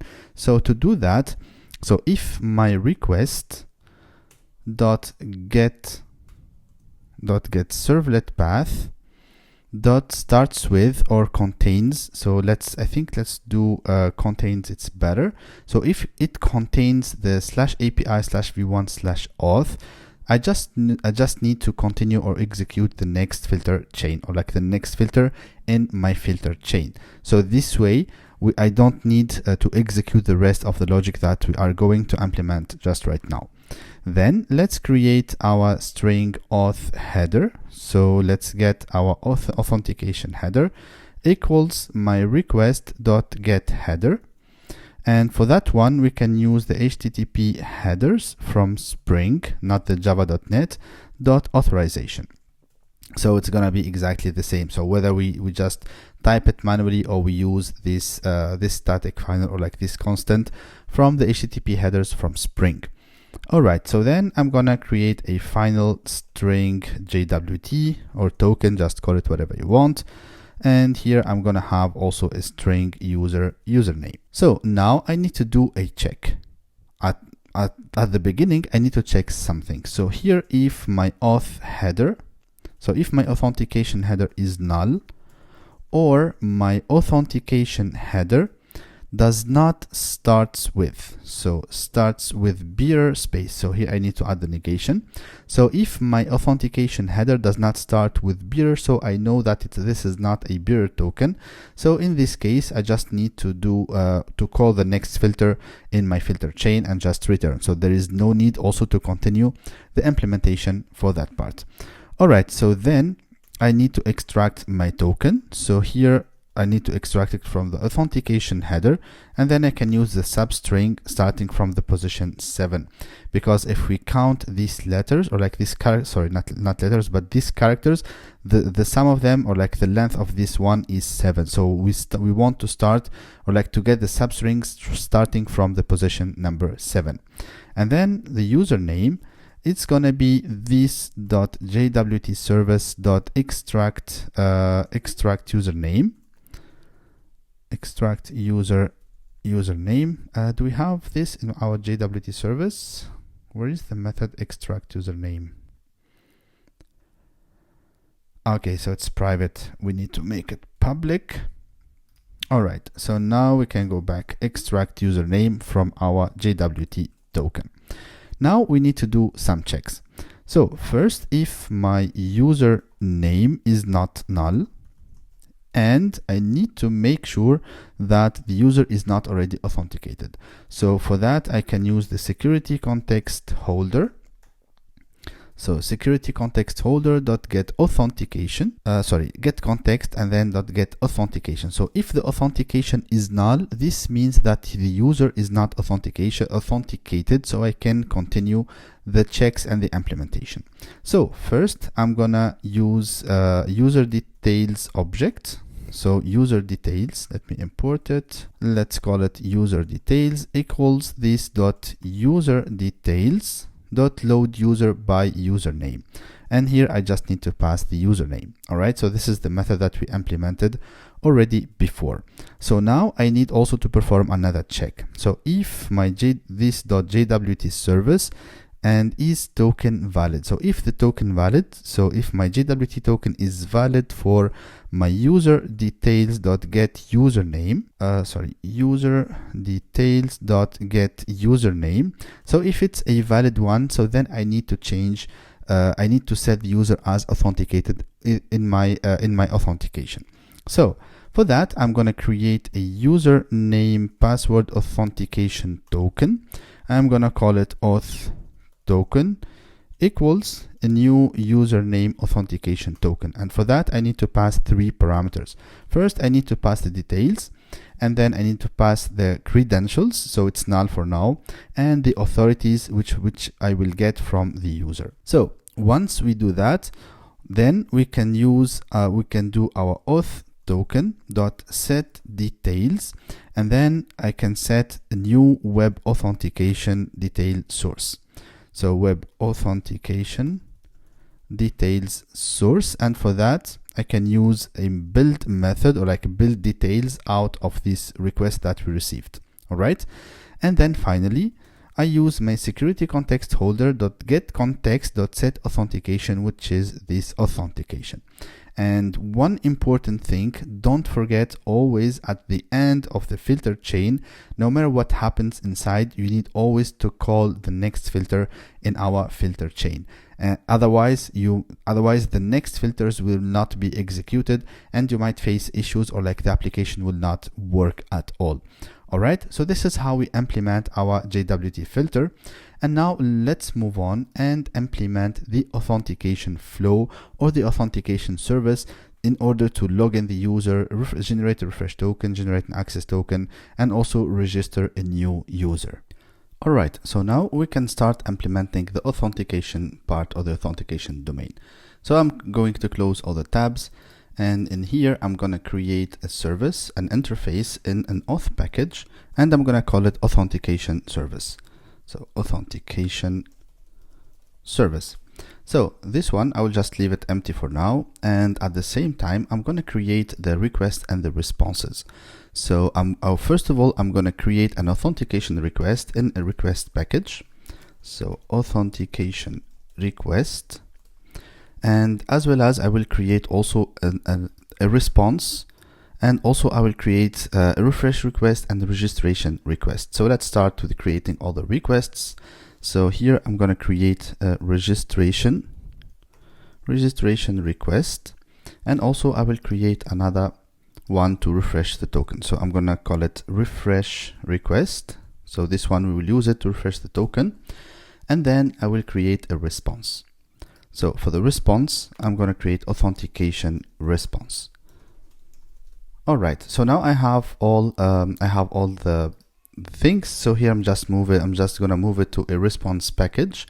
So here let's say move, and now it will create automatically a response package for us. All right, also at the same time I'm going to create an implementation for the authentication service, but this one we can do it later on. All right, so let's go back and start adding the methods that we need for each service. So the first thing, I'm going to return an authentication response, and I will create a method called login. And this login, it will take an authentication request, and I'm gonna call it request. So then I will have a void register. So this one, it will be my register endpoint, and the register endpoint, it will take a registration request.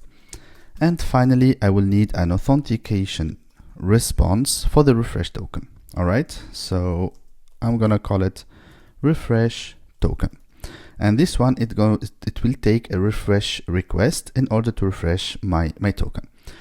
All right, so now we are done with the base services, or like the services that we need to implement. I can close this one, and then I can move to the authentication request and add the parameters that we need. So here I will add some Lombok annotations like getter, setter, all args constructor, no args constructor, and also the builder annotation. All right, so for that I will define few parameters, like mainly two. It's an email and password. So here we will add validation later on, and we will add like the validation annotations, and also we will handle the validation failures and so forth. Next, let's move to registration requests. So also I'm going to copy these annotations from here, paste it at this level since we need the same annotations. And now I will need a private string, first name, last name, email, password. Okay, I like the suggestion. First name, last name, email, password, phone number, and we need the confirm password. All right, so I'm just gonna move this up. Maybe I will get rid of the birth date since it's not required, so we can just ignore this for now. So again, just to resume, first name, last name, email, password, and we have the confirm password. All right, so just organize it this way. And we have the phone number, of course. So now let's create the refresh token. So for the refresh token, in the same way, we will need the Lombok annotations, and I need a private string refresh token. So we need to receive the refresh token in order to refresh it. Alright, so now we need the authentication response. Let's finish it. So for the authentication response, we will need also the same Lombok annotations. And for this one, we will have a private string access token, and we will have a refresh token and as well as a token type. Alright, so here it's gonna be a string token type, but this one it's not gonna be beer, but let's leave it this way. So for the authentication response, I just want my properties or these attributes not to be displayed as access token, but in this way. So I'm going to use a JSON property, and I will use access underscore token. So just to be compliant with mostly all the types, or like all the responses from the other providers. All right, so now we completed our objects, like the request and the responses. Now we can move on to the implementation of our authentication service, and then we will expose all these methods through the controller. All right, so I'm going to close all this, and then let's move on to the implementation of the authentication service. Alright, so now under the authentication package, I will create a class under implementation. So like I will create a package called implementation, and then I will create my authentication service implementation.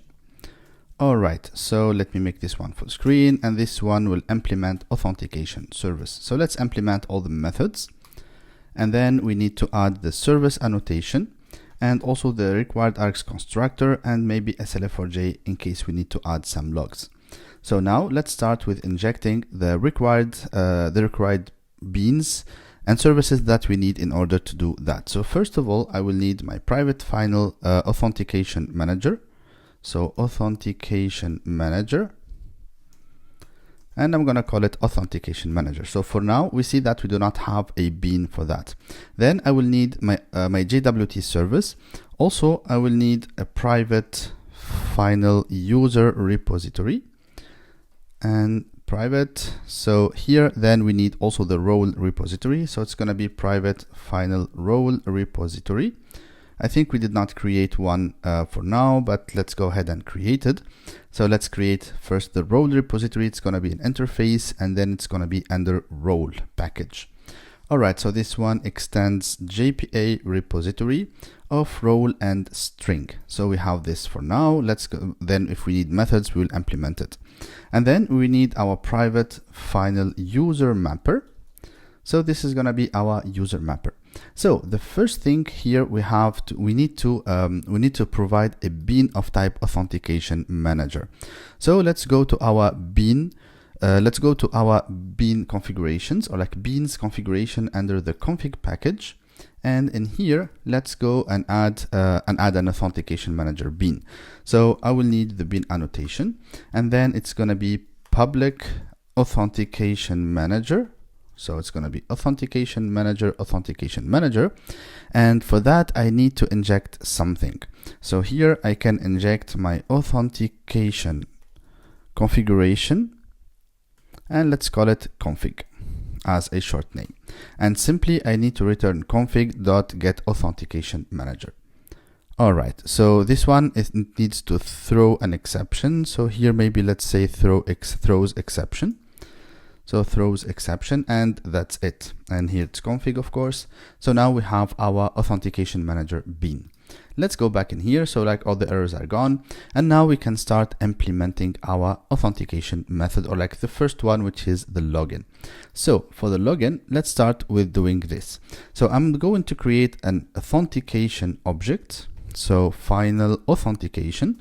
Let's import this one. So it's from Spring Framework. I'm going to call it auth equals this.authenticationmanager.authenticate. So we have the authentication manager has a method called authenticate that returns an authentication if the user is correctly authenticated and provided the correct username and password. Otherwise, it will throw an exception, and this exception we will catch it later on. So this authenticate method, it takes an authentication. So an authentication, so let's go in here. So authentication is an interface, and then we can see that we have multiple implementations. And among these multiple implementations, we have username password authentication token. All right, so we will use this object in here. So I'm gonna pass a new username username password authentication token, and here I'm going to get the request.get email and also request.get password. So this will ensure that the user, whether he's connected or like correctly authenticated or not. So if he's correctly authenticated and provided the correct username and password, we will get an authentication object. Otherwise, this method will throw an exception. All right. And then we only need to catch the exception later on. All right. So now once the user is authenticated, so I'm going to extract my user. So I'm going to call it user, and then I just need to cast the user.get principal. All right, because we know that our user object already implements the user details interface, so we can cast the principal to our user object. So then I'm going to create a private string token. So it's going to be this JWT service.generate access token. So this is going to be my access token. And then I will have a refresh token as well. So it's going to be this.jwt service.generate refresh token, also using the user.get email, or here we can just use get username. So like both of them are the same, since both will return the user email. So this one, as I mentioned before, it's the one that comes from the user details interface, and it's better and recommended to use the username, because in case, for example, you want to switch from the email as your username to having, for example, a username or like using the phone, you just need to change the return type in here, and it will be propagated everywhere. All right. So now after generating the token and the refresh token, so I'm just going to make to create a string. I'm gonna call it token type, and it's gonna be of type bearer token. All right. So finally, I just need to return my authentication response. So authentication response .builder.build, and then I'm going to provide the different attributes. So first I'm going to pass my access token and refresh token, so refresh token, and then the token type. All right, so token type, and now I have everything. So my login method is already implemented.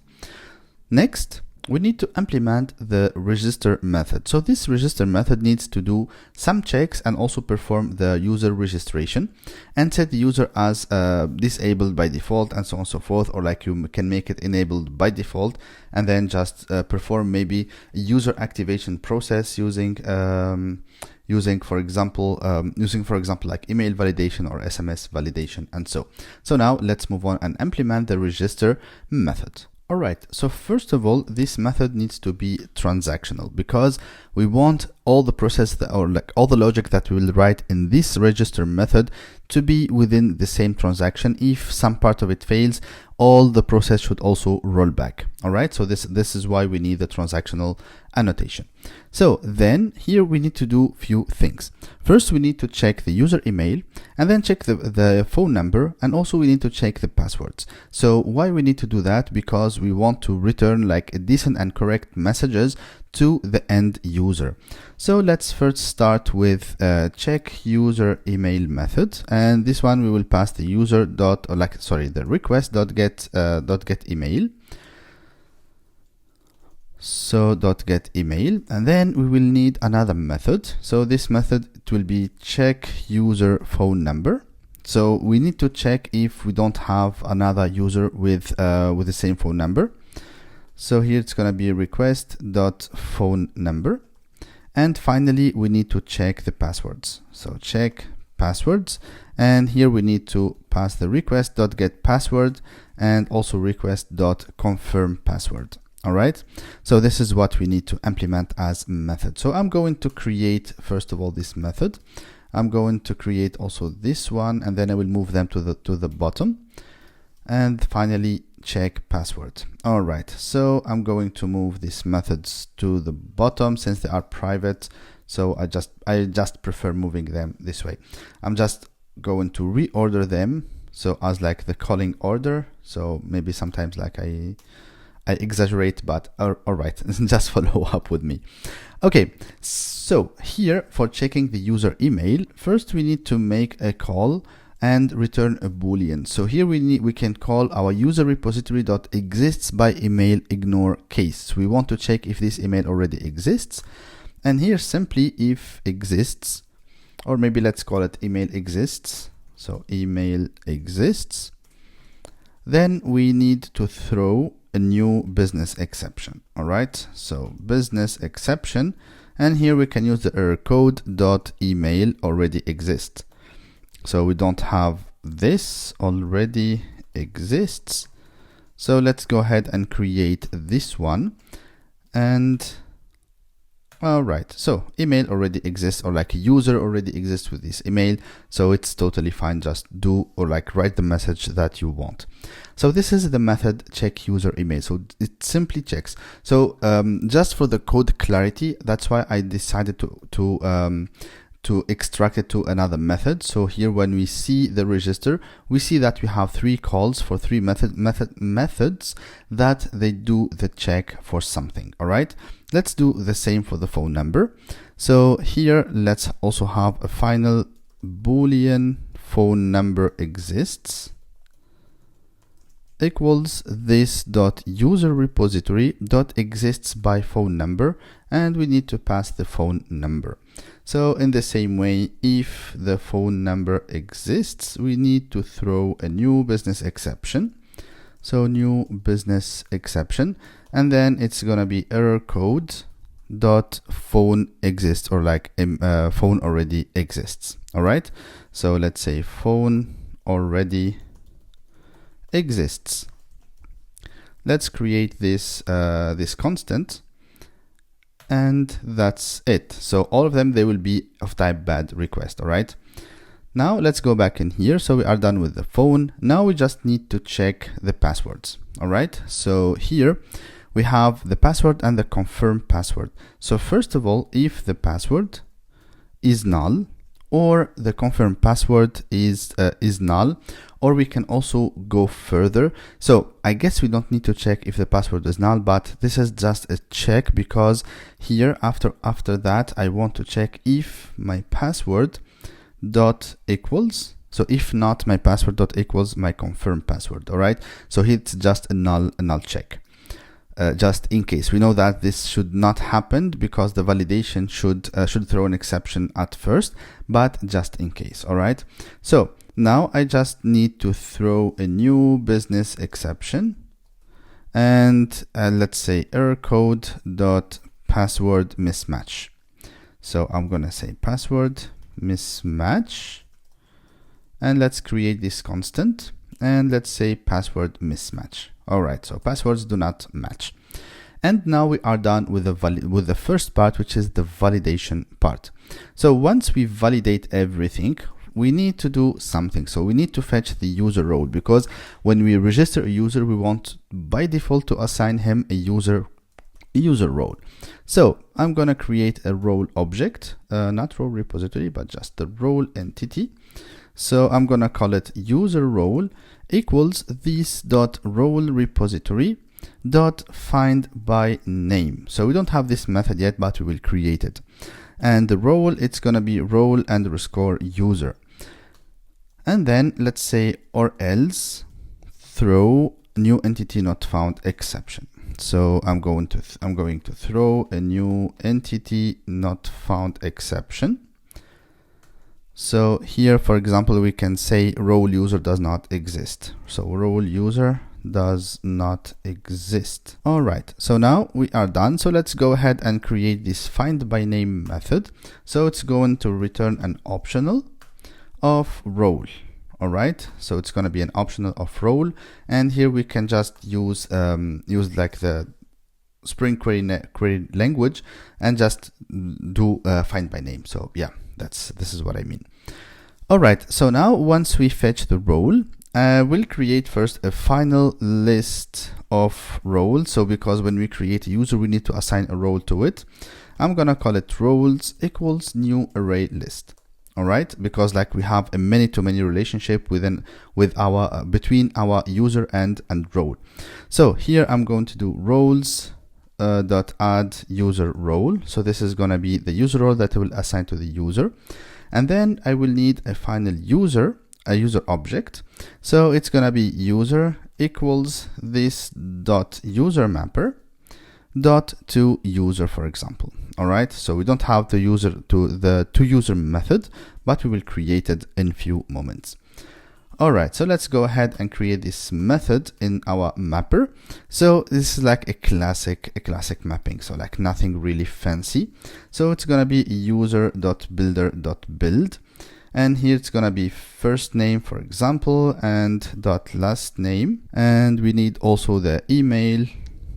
Not email verified, but email. And after that, we need the phone number. So it's going to be request.phone number. We need also the password. So it's going to be request.getPassword. And then we need after the password, we need to set enable to true.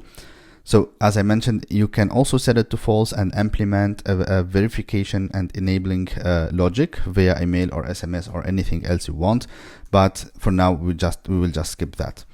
All right, so we will add locked false and credential expired. So credentials expired false and email verified false also. So the email is not verified. This is what I mean. And also the phone verified is also false. So this is our mapper method. So just let's check. We have first name, last name, email, phone number, password, and that's it. All right, so now let's go back to our implementation. So once we map the user, the first thing we need to do is to do user.set roles. So in this way, we set the roles. And since we have a logger, let's say log.debug. So saving user, for example. And then let's call our user repository.save user. So now here, I think this should be enough. All right, because the thing that we need to do afterward is to save or to persist the role itself. All right, we need to assign the user to the user role because we have a many-to-many relationship.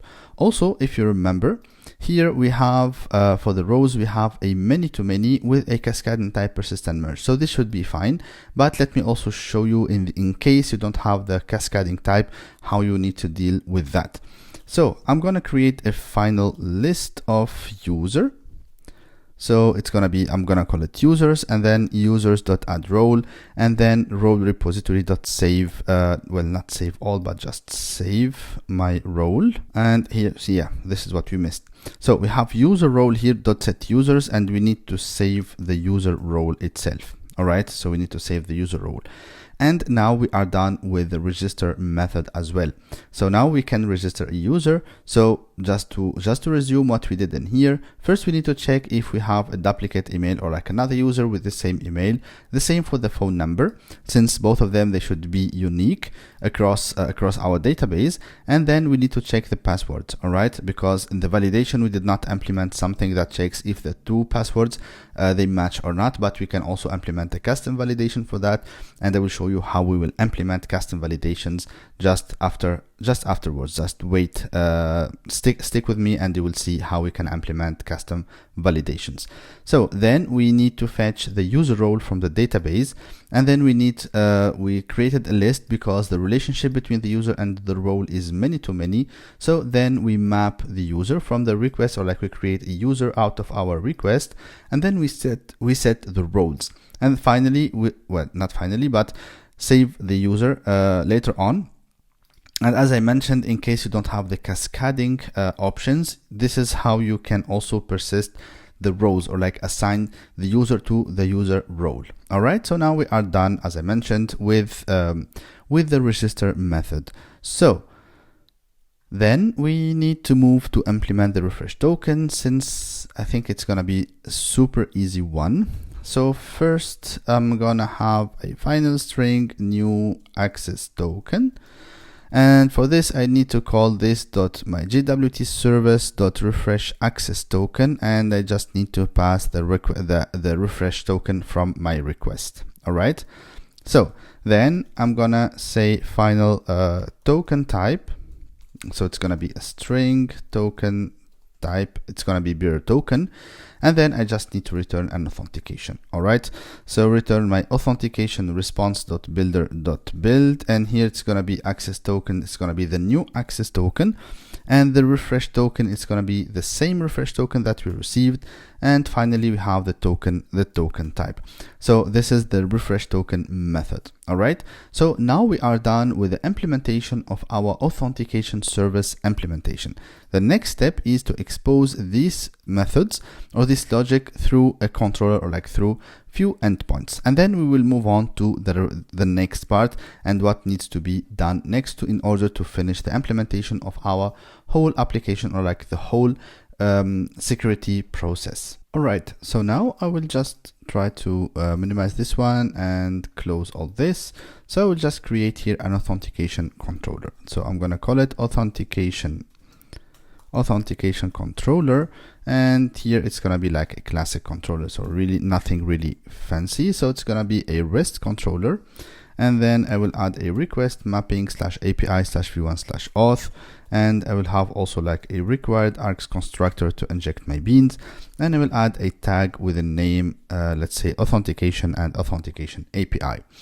All right, so now first of all I need to inject my private final authentication service, and then I just need to expose the different endpoints. So the first one, it's going to be a post mapping, and I'm going to call it /login, and then it's going to be a public. All right, so nice auto completion.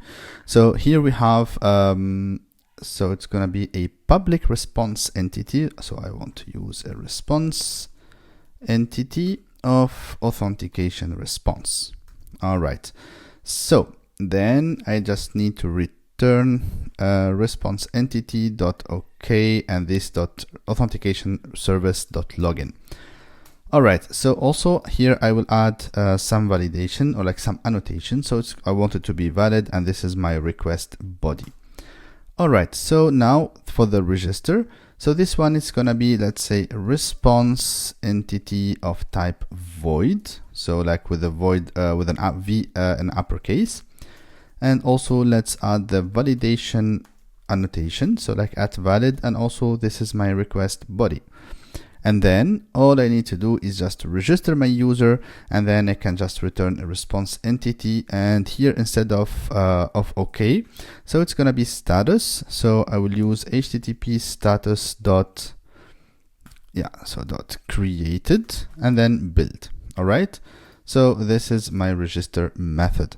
And finally I need just to expose another post mapping, and this one is going to be refresh.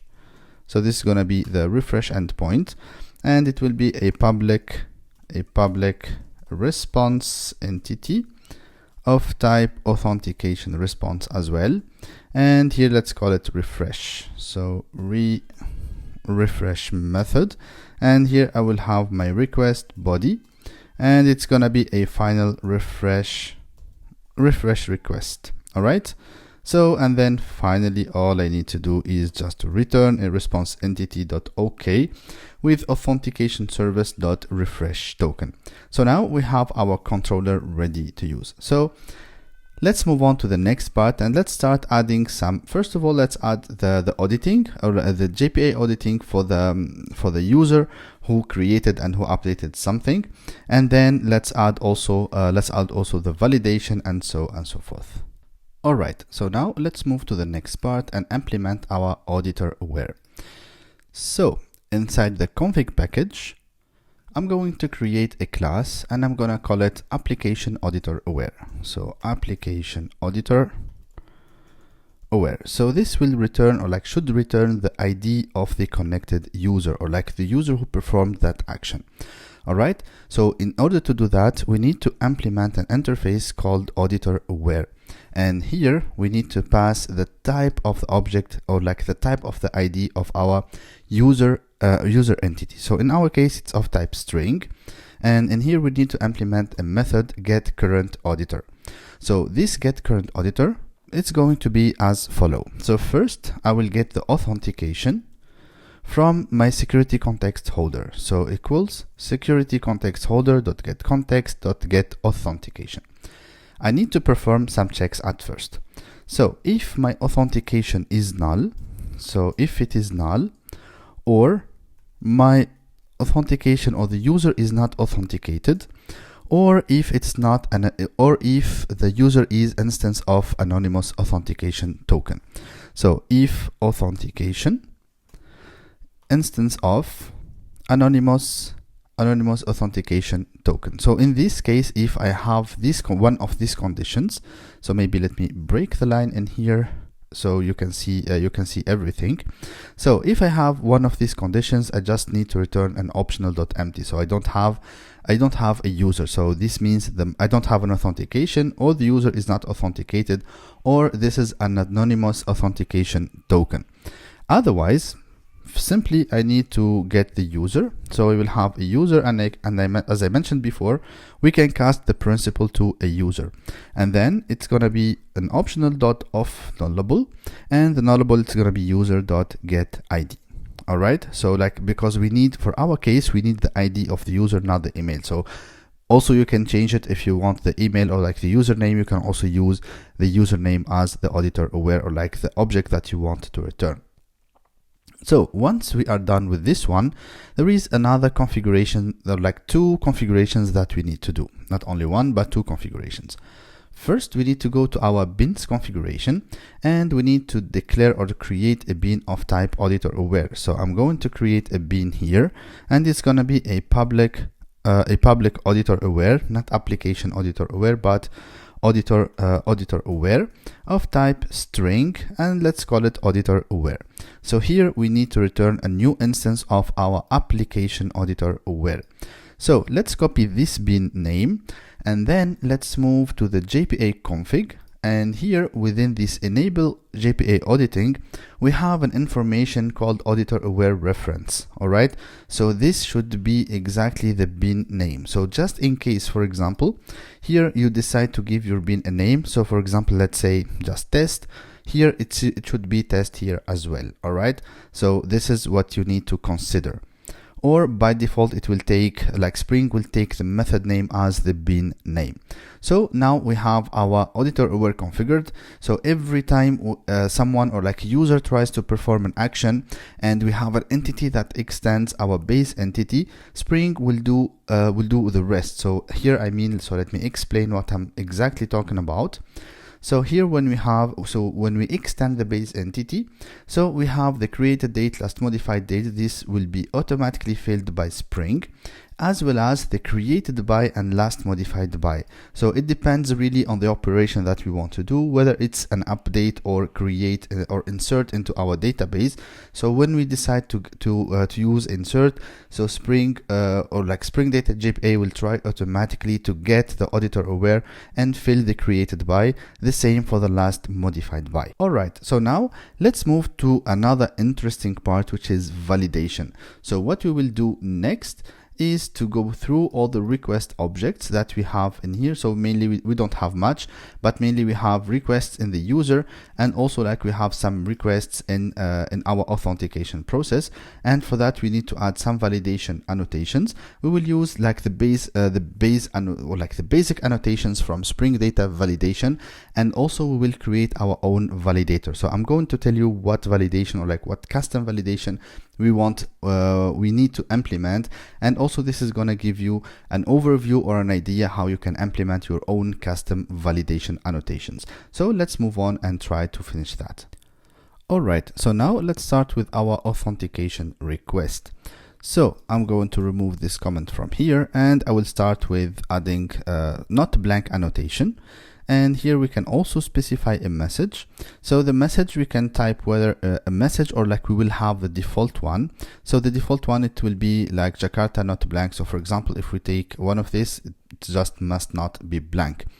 So then what we will do in here is we will use we will not return a message itself, but we'll just return a key, because in one of the future videos of this playlist and the implementation of this application, we will do also like I will show you how to add I18N I18N, or like internationalization. Sorry, I really cannot pronounce this, but yeah, I mean like localization, like how to localize the messages or the data that you have in your backend and return based on the preferred language of the user. So for that, I would use here in just its a structure. You can choose any structure you want. So for me, it will be like part of the validation group, and then the domain, which is authentication in our case, and then what is the attribute that I'm trying to validate. So which attribute I'm trying to validate, and what is the error. So in this case, I can return like a correct and meaningful message. So in this case, it should not be blank. So like I would say not blank. All right.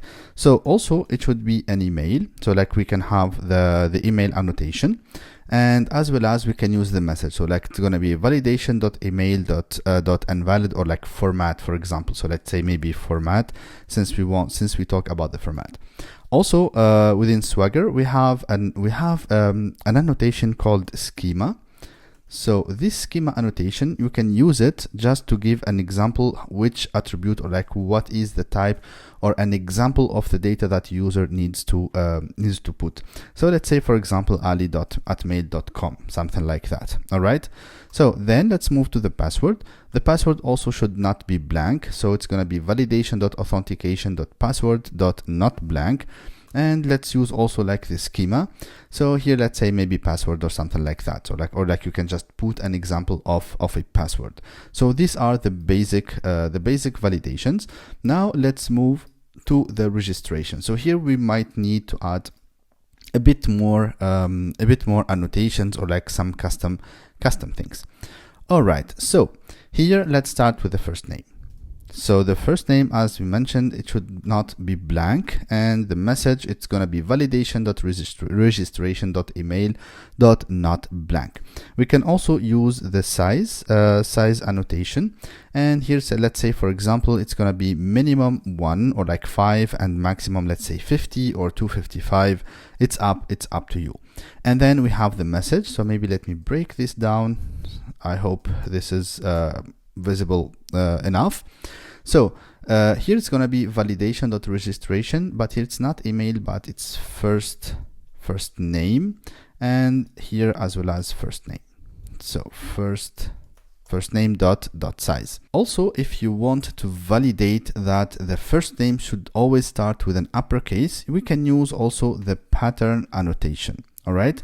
So here we need to specify a regexp, and the regexp we can use something like this. All right. So like just to make sure that always the first name starts with an uppercase. So it's going to be like a P, and then, so let me add the message. So it should be always something like with an uppercase. All right. And also let's add the schema. And here, let's say example, maybe name or Ali, something like that. All right.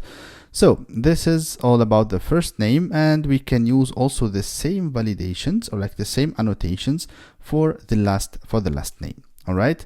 So here we just need to change first name with last name. So let's say last name in here, and we are done also with the last name. Now when it comes to the email, we have other things. So first, it should not be blank. All right. So this is the first one.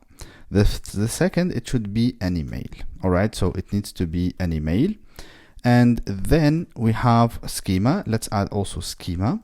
But now it comes to something really important. So here, let's say maybe also ali@mail.com as an example.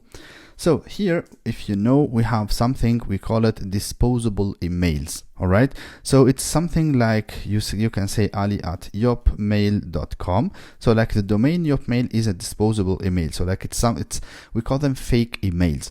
But you don't want that your application accepts this type of email. So otherwise, like you will have unreal users. All right. So this is we need to stop this, or like we need to block the users from using that. So for that, I will create an annotation, or like a custom annotation for validation. So like a custom validation annotation, and I'm going to call it a non-disposable non-disposable email. All right, so and then like I'll just need to precise a message later on, and it's gonna be something validation registration and email. So let's call it this way, and email, so let's say for example disposable email. So we will create this one in the second part, or like in the next part, not the next video, but just in the next part of this current video. All right, so now let's move to the phone number, and then we will come back. Okay, I like the suggestion here. Right, so validation. Okay, so for the phone number, okay, IntelliJ already suggested that we have validation registration phone dot not blank, so which is fine. And here I see it also proposed or suggested a pattern, which is like the phone number should be should contain only digits, and like from 10 to 13 characters, which is completely fine for me. And I would say, yeah, okay. And also like this is a good example. Let's say, all right, thanks IntelliJ for the suggestion. All right, also we have something for the password. Nice. All right, so validation registration password not blank, and we have the size between, let's say, 8 and 50, or even you can make it 20, 21. It's really up to you, or like 72 or something like that. You can just decide about that. So here we have the password. We can also add a pattern for a strong password. And here let's say regex, and for the strong password there is a pattern that I always use, so I'm just gonna copy paste it. So this pattern ensures that the password should have uppercase, lowercase, special characters, and numbers. All right, so this is what this pattern does. So let's add a also a message, but this one let's call it weak maybe instead of pattern. And I would say that's it. So finally we have the confirm password. So the confirm password, I just wanted not to be blank and to have the same size as the previous one. All right, but later on we already did the validation on the registration process, or like the registration logic. So now we are done with the validations. And here we can also add some validations to the user request, but for this one, for the change password and for the profile update. But this I will leave it as a small exercise for you, and I will be waiting for your pull requests on this repo. So I will share it also like in the description of this video. So just go ahead and add some validations to these two classes, not more. Only these two classes, or like these two request objects, and then I will pick the correct one, or like the best one, and then I will merge it to my repo, and it's gonna be considered as a contribution for you. So now we still have few parts, or like few building blocks that we need to do, and among them, so let's start with registration request. So the first one, we will move on and implement this custom and validation annotation that we want to use, and then we will finish all the other building blocks of our application, and finally we will do the testing phase. All right, so let's move on and implement this non-disposable email validation annotation. All right, so I'm going to close this one, and then I will come back to it just to enable this annotation. So in here, I will just create my interface first. So it's gonna be an annotation, so like an interface annotation, and I'm gonna call it non-disposable email. All right. So this is the annotation. I will just move it to a validation package. So validation package. So let's say move to package, and then okay. So now it's under the validation package. Let me make it full screen. And for this one, first when we create a custom annotation, we need to specify the target. So the target means where we can use this annotation, whether on a parameter, on a field, or a class, or so, and so on and so forth. So here we can use it on a field or also on a parameter. Okay, and then we need to add the retention, so where this one is getting executed. All right, so here it's going to be runtime, because like we want to execute it on the runtime when the application is running. And then we can add the constraints. All right, so we can add a constraint, and here we have a validated by. So when you create a validation annotation, so you need always to think you need always to consider adding this annotation, because this will tell which validator needs to be executed in order to validate the input that we have. So here I will create a class. I'm gonna call it email domain validator. So validator dot class. So we don't have this one yet, so let's go ahead and create this class. So I will create it also under the same package, and this class needs to implement a constraint validator. And here we need to pass two parameters. First, the annotation, which is non-disposable email, and then the type of that parameter. So mainly it can be string, since like all the inputs, they can be also of string type. So we need to implement the method. So we have a method called isValid, and also you can, if you want, you can also implement the is, or like the load. So sorry, let me double check. All right, so I'm just gonna Control Z, implement method. Yeah, the method initialize. So for example, in case you need to initialize something, you can just also implement this method and do your custom initialization. Otherwise, the isValid is enough. So this is the only method that we need to initialize. All right, so now I will have, or like I will do something. So the thing that I want to do is, first I want to declare the list of the non-disposable emails, or like, sorry, not the non-disposable, but the disposable emails. So I will go to my application.yaml in here, and then under JWT, so like it's gonna be part of the security, I'm gonna paste this one. So here I have a property, or like I will create a property called disposable email, and here I gathered the list of the disposable emails that I know, and I put them in this list. So as you can see here, you have mbox 5y mail, and so on and so forth, and also here I think we should have yop mail as well.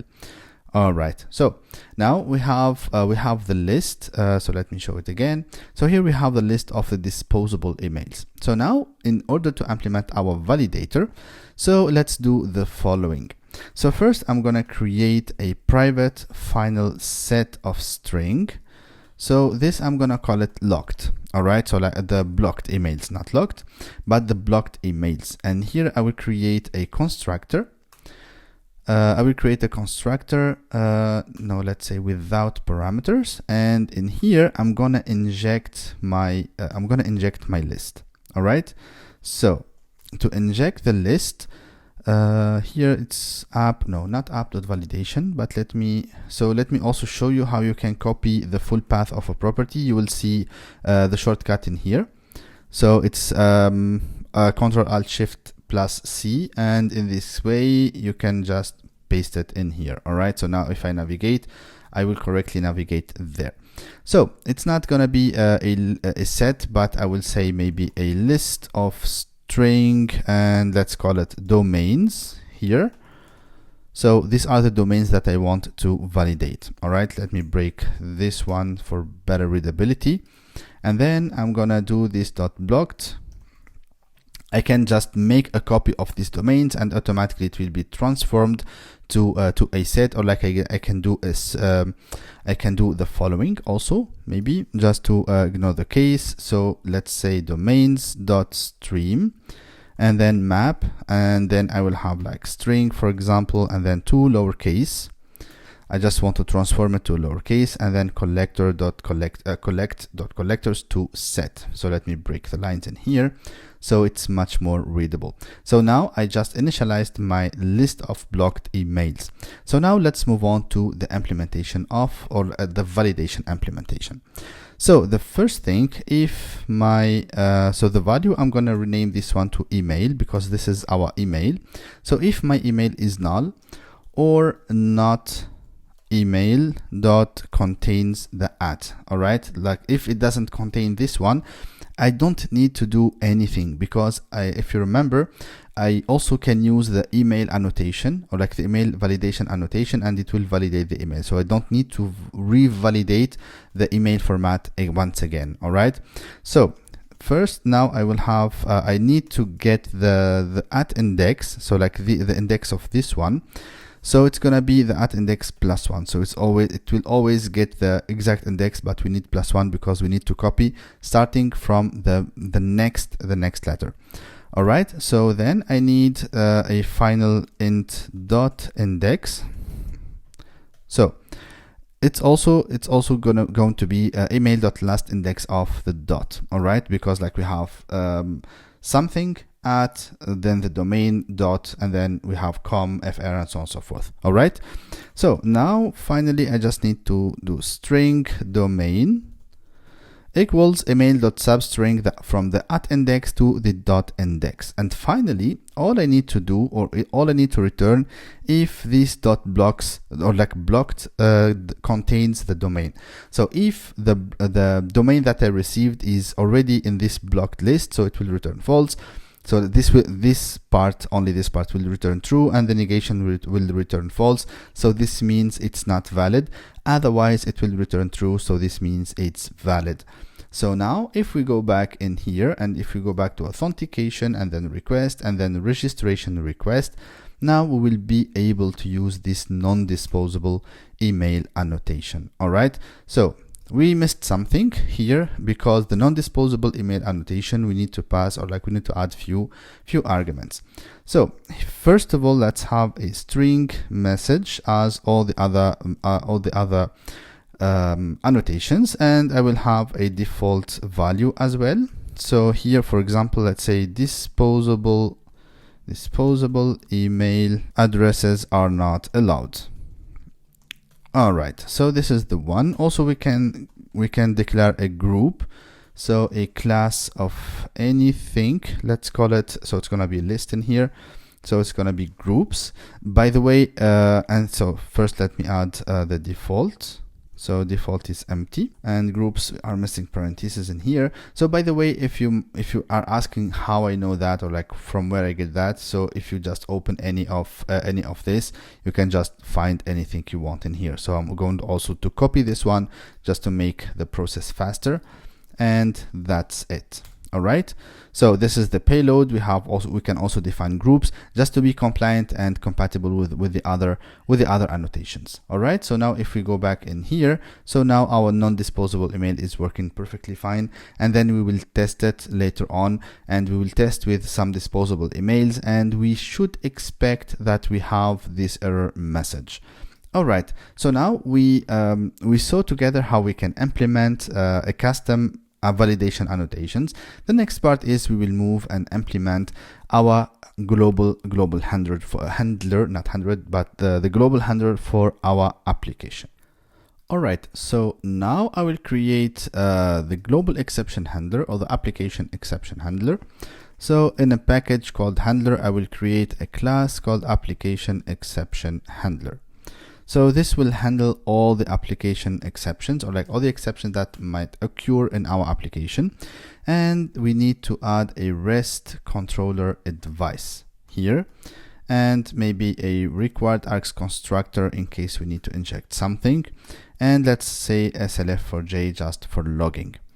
All right, so now what we need to do is just to declare methods that handle the different exceptions. So here, let's say exception handler. We need to add the annotation exception handler, and here we need to specify which exception we want to handle. So the first one that we want to handle is the business exception. So let's say public and then response entity, since we want to return something to the user. Sorry, this is not a business exception, but I will just create an object called error response just to have a decent and standardized response. And here, so maybe let's call it handle exception or handle something. I'm just gonna call it handle exception.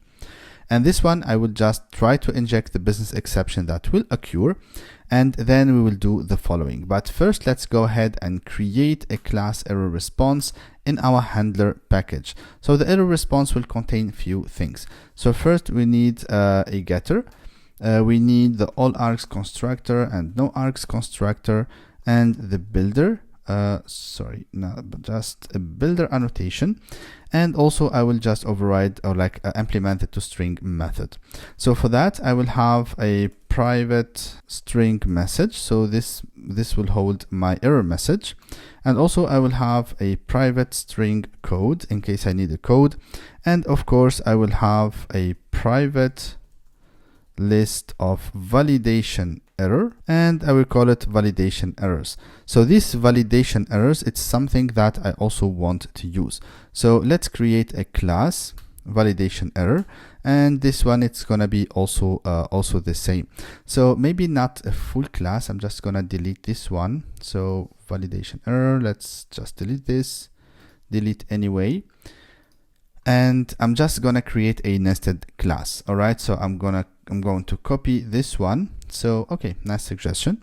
So I just need these annotations, and then I just want to create a nested class in my error response. So the validation error, it's gonna be what? So it's gonna be the field. Also, I want to know a private string code, so in case I have an error code or something like that. And finally the message. So the message of the error message of the validation error, which field, and if I have a code for that. All right, so I will show you later on how the result is going to be. So now we have our error response object. Let's go back to our exception handler and let's finish that. So when we catch a business exception in our application, I want to do the following. So I will create an error response object. Let's call it body, for example, equals error response.builder.build. All right, so this will contain the following. So here, maybe let me reverse this one. So first we will have, okay, so that was a nice suggestion from IntelliJ. All right, so we have a code. So the code is going to be the exception.getErrorCode.code. So just to remind you, the error code is the enum that we created in here. So also maybe let me rename this one and fix the typo. So this one is password mismatch and password in here. All right, nice catch. All right, so now let's go back to our handler. So here I want to have the error code, and the message is going to be the message, or like the exception.get message. So this should be fine. And here, let's say maybe .info. We don't need to go we don't need to display it as an error, but here I will just log do a debug log. So for the debug log, it's going to be the message itself.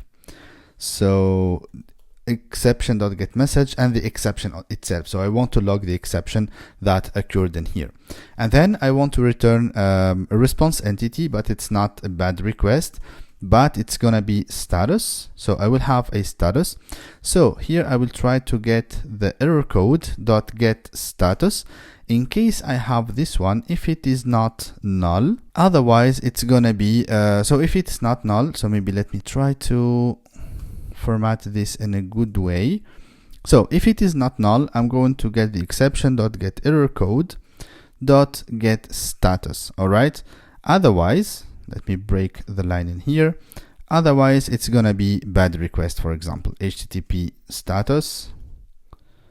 So HTTP status.bad request, and also I'm going to import this statically just to save some space. All right, and then .body. So like this is gonna be my body. So let me also explain what I did in here. So here I just try to check first if I have an error code coming from the exception. All right, so coming from the error code enum that we have. If I have it, so I will just return it. Otherwise I will return a bad request. All right, so this will handle most of the exceptions that we have in our application. So the next one, we will try to handle some Spring exceptions, so like Spring security exceptions.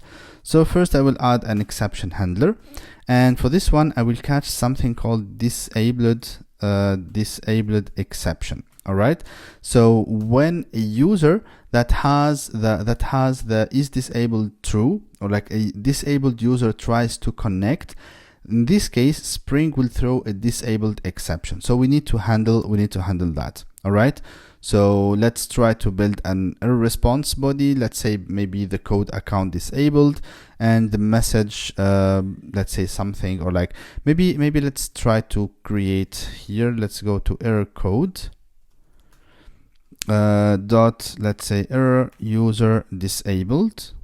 So disabled, and then let's create this one. Nope. All right, so let me duplicate this and do the following. So just I'm trying to go a bit fast, so which I should not. Anyways, so all right, so error user is disabled, so this is what I want. And let's say this is gonna be unauthorized, not a bad request, but let's say here unauthorized. And let's go back in here. So now we can get code, and then we can get also the error message. So I'm gonna import this one statically as well. So I'm gonna copy it, paste it in here, and then get default message, and then we can build, and finally we can return HTTP response dot we can get the status and then the body, so this should be fine. Or also we can say dot status and unauthorized automatically. All right, so we can also use HTTP status dot unauthorized. So both are fine. Now we come to the best part, or like to the most interesting part. But also before that, let's handle the bad credentials. All right, let's handle also another Spring exception, which is bad credentials exception. All right, so this one is called bad credentials exception dot class. Let's also create a method public response entity of type error response, and let's call it handle exception, and then here we can inject the bad credentials exception. Let's call it exp maybe, or like exception as you like. All right, so first I'm gonna debug this one. So like I'm gonna log.debug this one, bad credential exception, for example, with a message and the exception itself. Or we can do the following, so exception.getMessage and the exception itself. So let me remove this one and the exception itself. All right, because like the message on it will always be like bad credentials, but I need the exception just to understand maybe if something else is going wrong. So let's create now our error response object. Let's call it response or body as you like, equals error response dot builder dot build. So now let's build this one, and let's say the message first, like the message is gonna be error code dot bad request. So we don't have bad credentials, sorry, credentials dot get code, or like get default message, since we are dealing with a message. So the get default message. And now let's go ahead and try to create a field, or no, not a constant, but we need to create a field. No, okay. Anyways, I'm going to do the same, duplicate this one, and here let's say bad credentials. I'm gonna copy this one and use it in here, and I will let IntelliJ suggest something. All right, so bad credentials, mainly it's gonna be username and or password is incorrect. All right, so maybe let's change this one, a username and slash or password is incorrect. So this is the message that we want to display, and it's gonna be unauthorized. All right, so now we have our default message. We can also add the code. So here let's say .code, it's gonna be bad credentials .code. And now finally we just need to return a new response entity with the status unauthorized or bad credentials, and the body itself. All right, so next one we can also implement it really quickly, which is the entity not found exception. Or let's continue with the Spring security annotations. So here it's going to be an exception handler, and for this one it's going to be the username not found exception. If you remember, when we implemented in the beginning of this video the method load user by username, so this load user by username, if you remember, it will throw a username not found exception. So let's add a public response entity object of type error response as well, and let's call it handle exception. And we need also the username not found exception, and we just need to build our our message and just return a not found. So I will maybe try to copy this one and just try to adjust it. So, and here instead of bad credentials, I'm gonna say username not found. The same here. Let's try to create this one. All right, so maybe I'm gonna do it this way. So I need a comma here, and now I just need to add this. All right. All right, so here, but instead of returning a bad credentials, it should be not found, but I'm gonna return it in a different way, just to give you more ways to do that. So I'm gonna return a new response entity of response, and here we can just directly say not found. So http status dot not found. Let's also statically import this one. We can also like do static imports for all the constants in here.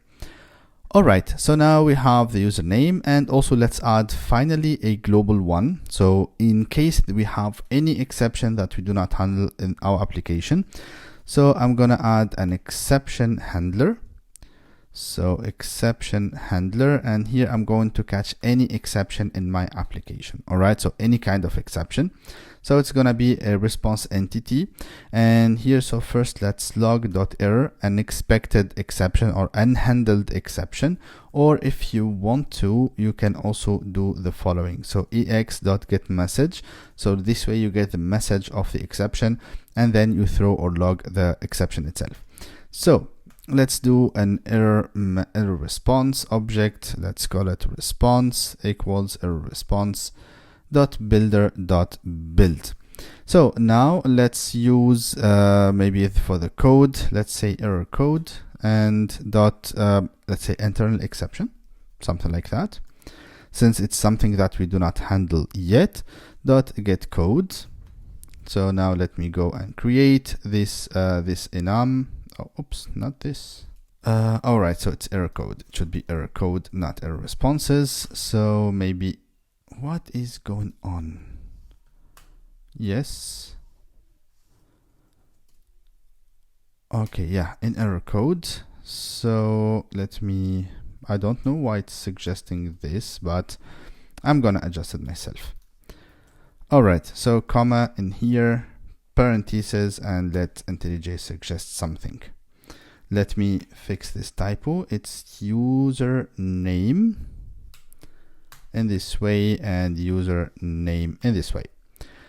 All right, so now we have the code, we have the message, we have also like we have this one, and finally let's return a new response entity with a status and a body as this response. So what's next? I think we also throw an entity not found exception. Let's add this one. So entity not found exception dot class, and let's also have a response entity or like a error response object. And now let's say when we catch a not found exception, we can also like return something. So here first let's log this one in the debug mode. So it's gonna be exception dot get message and the exception itself. And then finally let's do final error response. Let's call it response or error response as you want. It's gonna be error response dot builder dot build. So here for the code, maybe I think for the code I'm gonna say something like this to be done or like to be defined, because I really don't know, or like I did not define anything yet. And the message, it's gonna be exception dot get message, since when we log or like when we throw an entity not found exception, we explicitly mention that, for example, user is not found with email, blah blah blah, and that's it. So let's return a new response entity of our response and a not found status. All right, so now we will come to the last one, which is the most important, and we mainly need it for the validation, which is the validation exception. All right, so in this one, just follow along with me. So for the exception handler, we need to catch a method argument not valid exception. So because when a validation exception happens, Spring will throw this exception. Spring will throw a method argument not valid exception. And from that, we need to build our error messages, all right? And or like validation errors. So first I will create a list of validation error. So it's part of the error response dot validation error. So it's the nested class that we created. I'm gonna call it errors equals new array list. All right. So now from the exception, we can get the binding results. All right. And then we have get all errors. And from the all errors, we can do a for each, or like we can loop over it. So it's gonna be a lambda expression. So it's gonna be error, and then we can add the logic inside here. So now to add the logic, we need to extract a few things. First, we need to extract the field name and the error code. All right. So let's say we have a final string field name equals. Now we need to cast our error. So here we have an object of type field error, which we can cast our error message to. All right. And then we have get field. So this way we can get the field name. All right.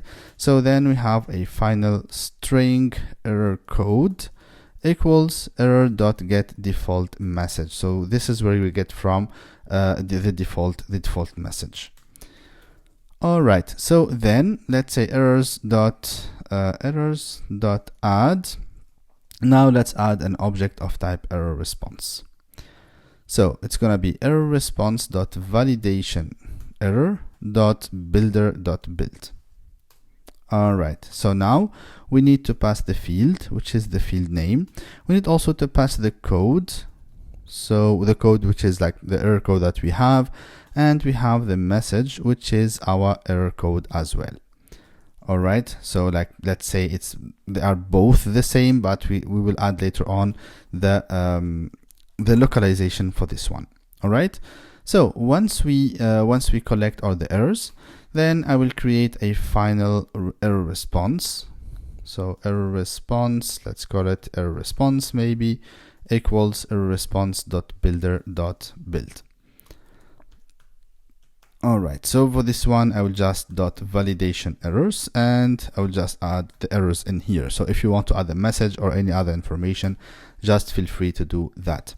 So now I can just add a response entity with a body request status and the error response as a body. So let me format the code. And now I guess we are done with all the messages, all the exceptions that we have. Also, if you want to, we can also add some static imports in here. And I guess also this one, it can be statically imported, and so forth. So like anytime or like whenever you see that we are using something from the exception or like the error code in ARM, you can statically import it, and in this way it will just save you some space in your code. All right, so now we are done with the validation. So let's move on and see what is the next part is. Now, before moving to the testing phase, let's add some OpenAPI documentation. So in the config package, I will create a new class and I'm gonna call it OpenAPI config. So OpenAPI config, and this will contain the configuration of my Swagger or of my OpenAPI specification. I'm gonna make this one full screen. And in here, I just need to add a few annotations. So like you can whether you do that using the annotation or like Java configuration, but I think annotation is much easier. So here I'm going to add OpenAPI definition annotation. And in that, let's start with the info. So for the info, we can add the info annotation.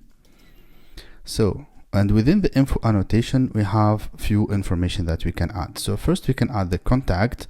And here we can add also, we can use the contact annotation, and we can have a name equals, so for example, let's say Spring Security. So this is going to be like the name of our documentation, JWT Asymmetric and Asymmetric Encryption Demo. So Asymmetric Encryption Demo. All right. So then we can specify the email. So let's say maybe here contact@alibo.com. alibu.com. So this is not my real email, but just an email. And here we can also specify a URL. So this is not the correct URL, but let's say, for example, alibu.com. And then we can add also a description in here. So let's say OpenAPI documentation for Spring Security, for Spring Security project, something like that. We can adjust this one later on. We can also add a title, let's say OpenAPI specification. And here we can also specify the version. Let's say for now it's version 1.0. And also we can add a license if you want to. And for the license, you can use the license annotation. So we can import this one in here. So for the license, you can also add the license, and here you can specify the name. Let's say license name, just as an example. And also you can specify the URL for the license. So here, let's say maybe alibu/license. And then after the license, we can specify also the terms of service. Let's say something like that, a URL or something like that. And then we can also add the servers. So the servers, it should be outside this one. So maybe let me just align this. And here we can specify the servers. So for the servers, here you can specify as many servers as you need.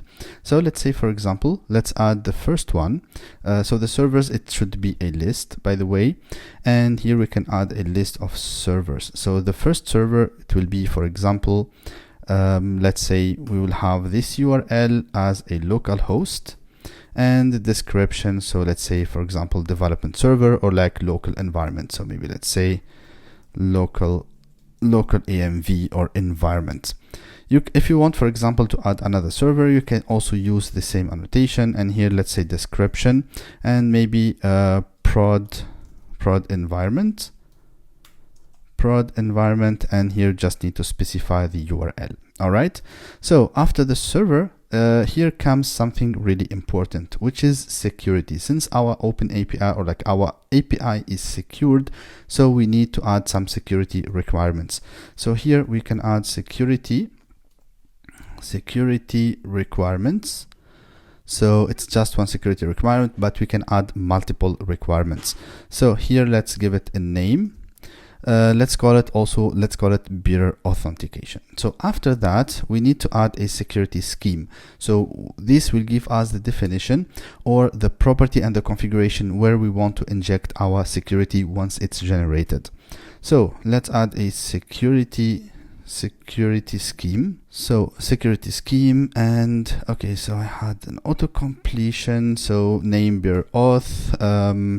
Also, like the type, it's fine to keep it HTTP. This is what we want, but let's add description in here. So let's say JWT auth description, and then we will add the scheme, which is bearer. So it's this one. I will just move it to the top.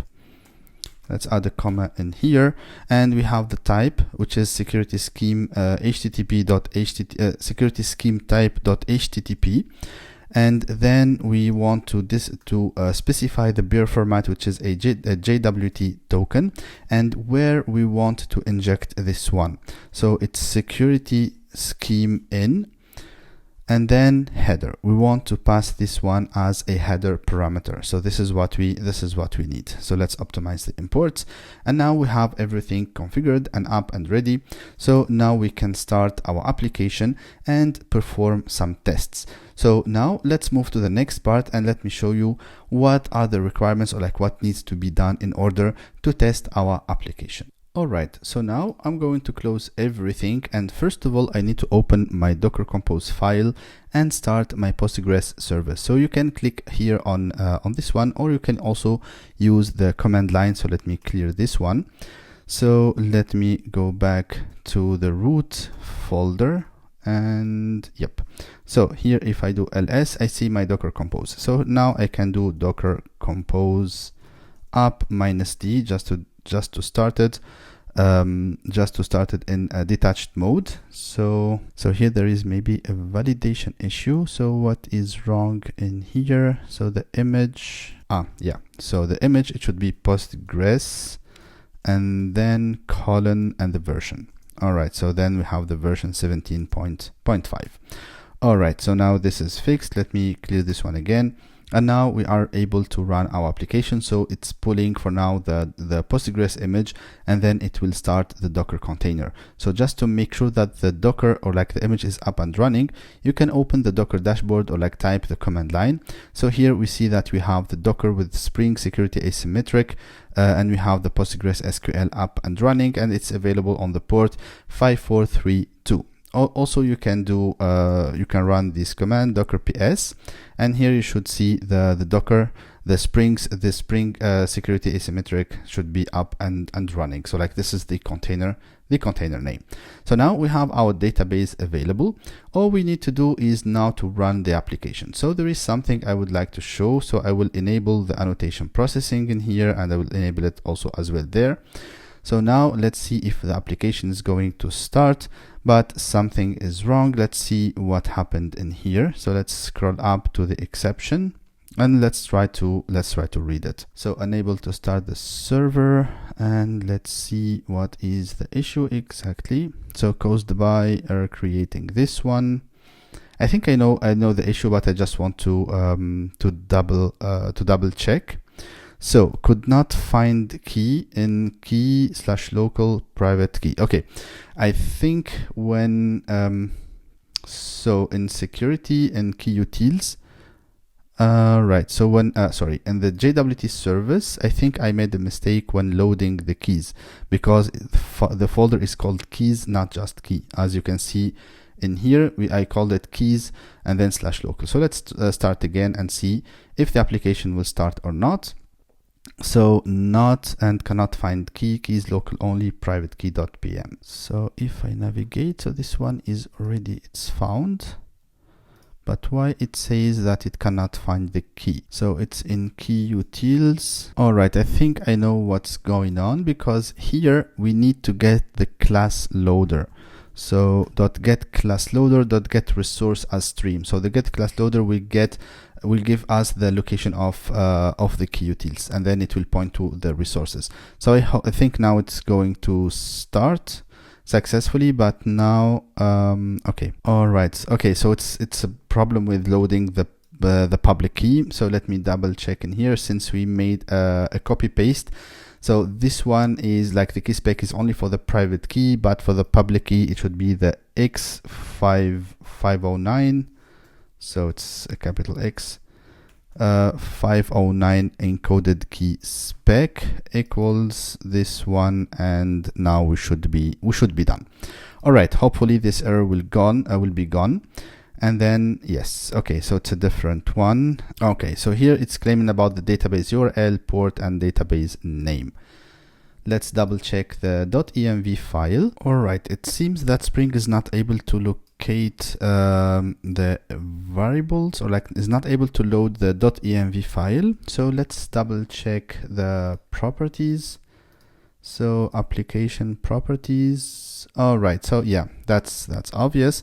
So here let's import some config, and let's tell Spring to import the .env file. So I'm gonna make it optional, just in case if it's not found, it should not fail.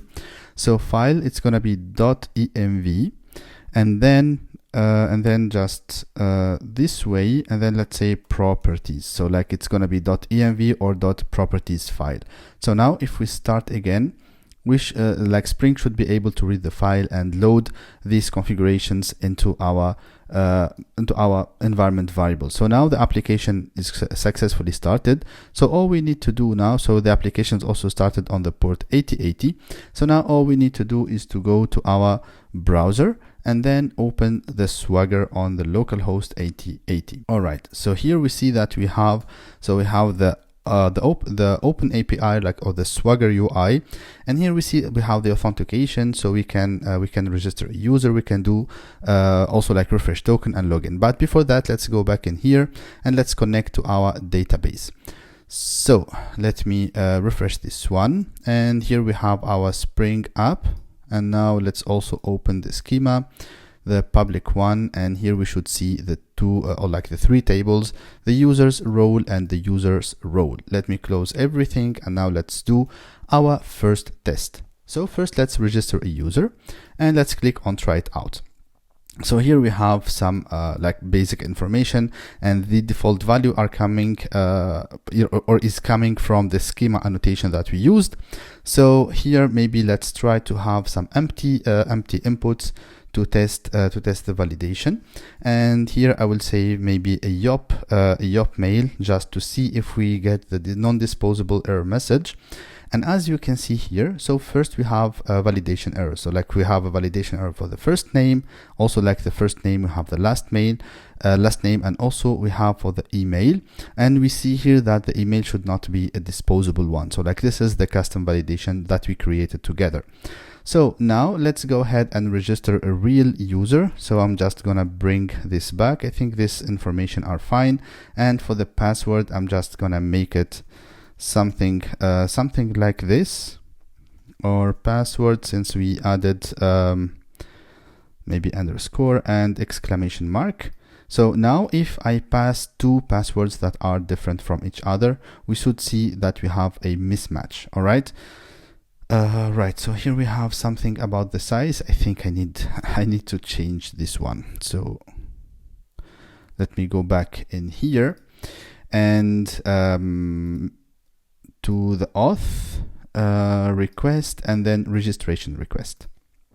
So for the registration request, I will just change the size for the first name and last name, and let's say just minimum 1 and maximum 50, for example. So I will just restart the application, because like it doesn't make sense, because even my name is just three characters. So I see it doesn't make sense to have minimum five letters.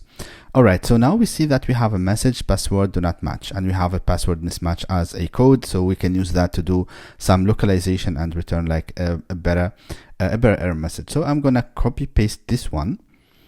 So now with all this correct information, I should get a 200. All right. So role user does not exist. So this is something that we did, but how to fix that? So let me show you.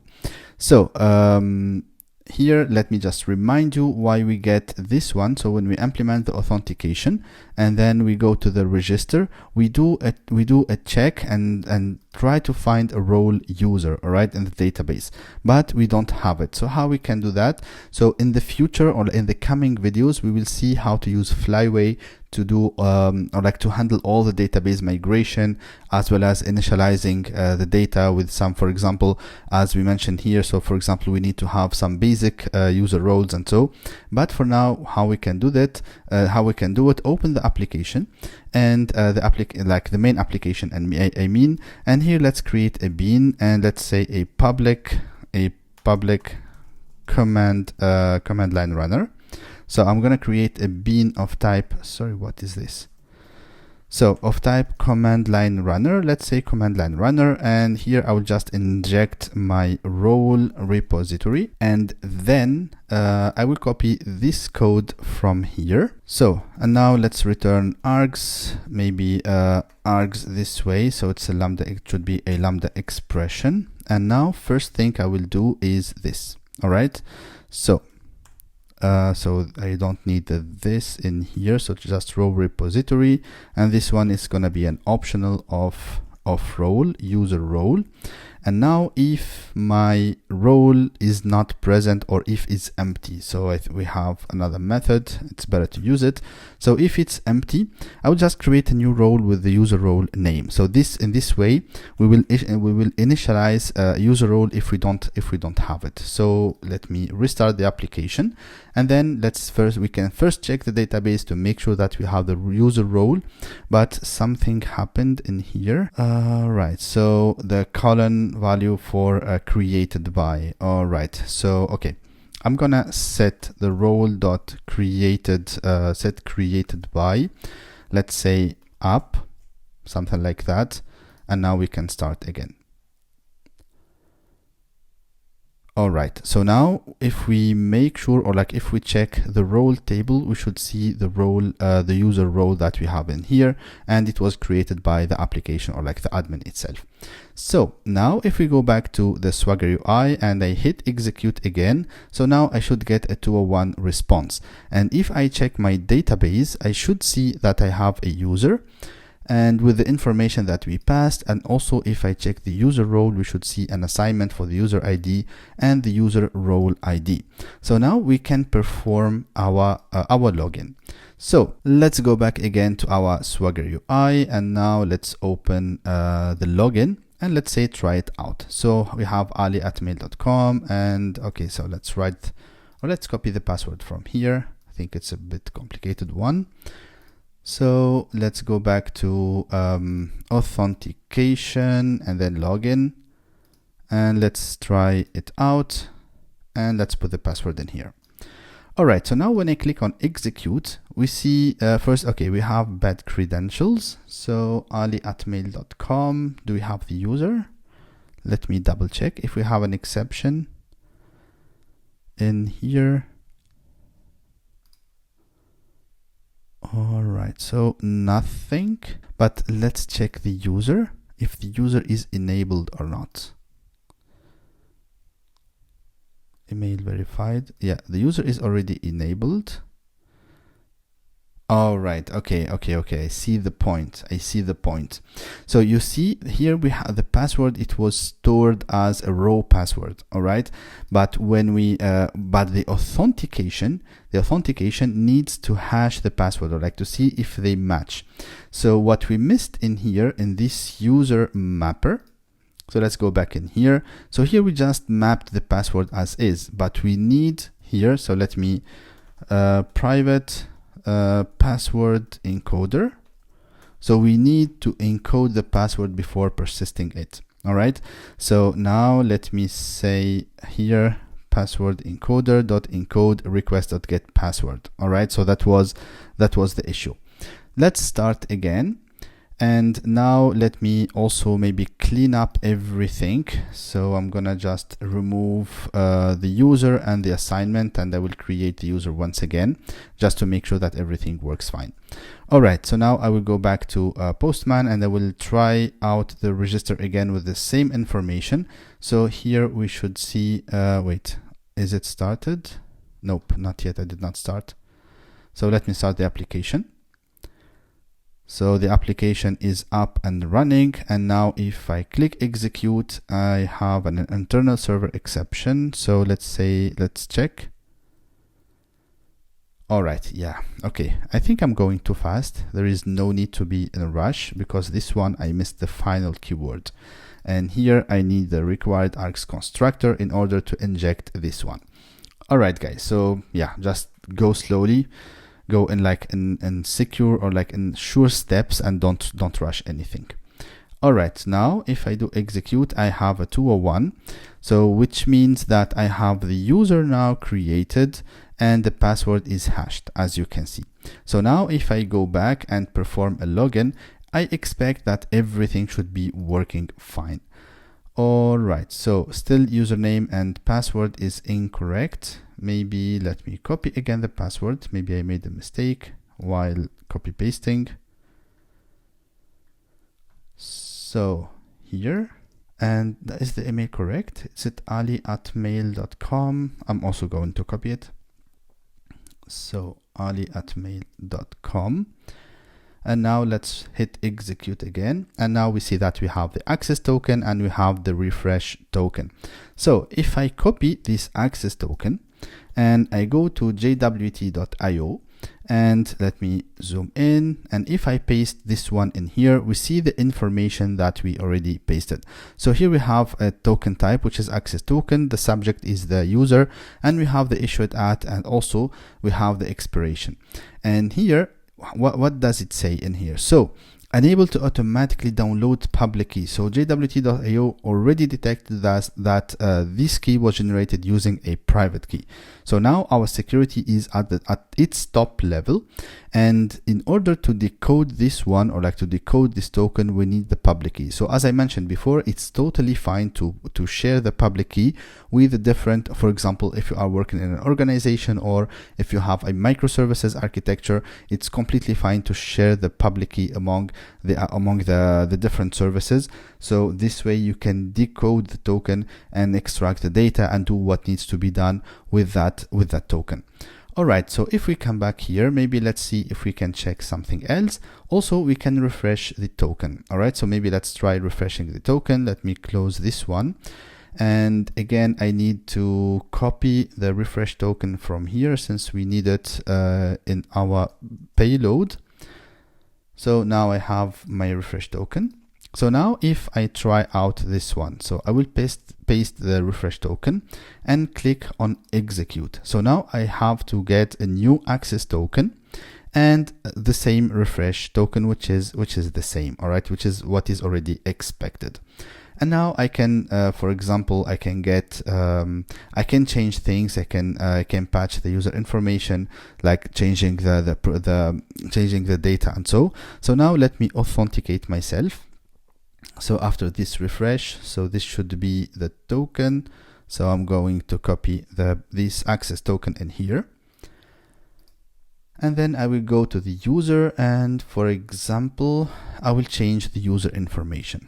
All right, so I will change the user information, but before that I need to authenticate myself. So here you have two options, whether you click on this authorize and paste the token in here, or click on any of these locks in here and just paste the token. All right, so now after pasting the token, so we should have the token in the header, or like it should be injected in the header. So here, if I say, for example, I will not change the birth date. So if I say that the name is Alibu and the last name is Alibu, for example, and if I hit execute, this should be working fine. So I have 204, and as you can see here, it's a patch method, and this is the URL, and this is the authorization, which is a beer, and it was injected in the header. All right, so like, because you can see here the -h, and the content type is application JSON, and here like the -d is the payload that we passed. So the payload, you have a first name, last name. And now if we go back in here and refresh our data, we should see the first, like the changes. All right. And now we see like the last modified date, and also we can see the last modified by. Let me just find it first. So birth date, email, okay, we just mentioned that for the user we don't have the last modified by, but anyways, we see that the first name was changed as well as the last name, and you can also test the rest of the endpoints. All right, guys, so we're done with our first video. If you reached this point, I really want to congratulate you and thank you for following the video up to the end. Before we go, don't forget that this video is part of a complete and a full playlist that I will be publishing a new video every week. So don't forget to hit the like button, hit the subscribe button if you are not part of the channel, and also don't forget to share the video with your friends so we can reach more and more people and spread the knowledge as max as possible. Thank you for watching and see you in the next one.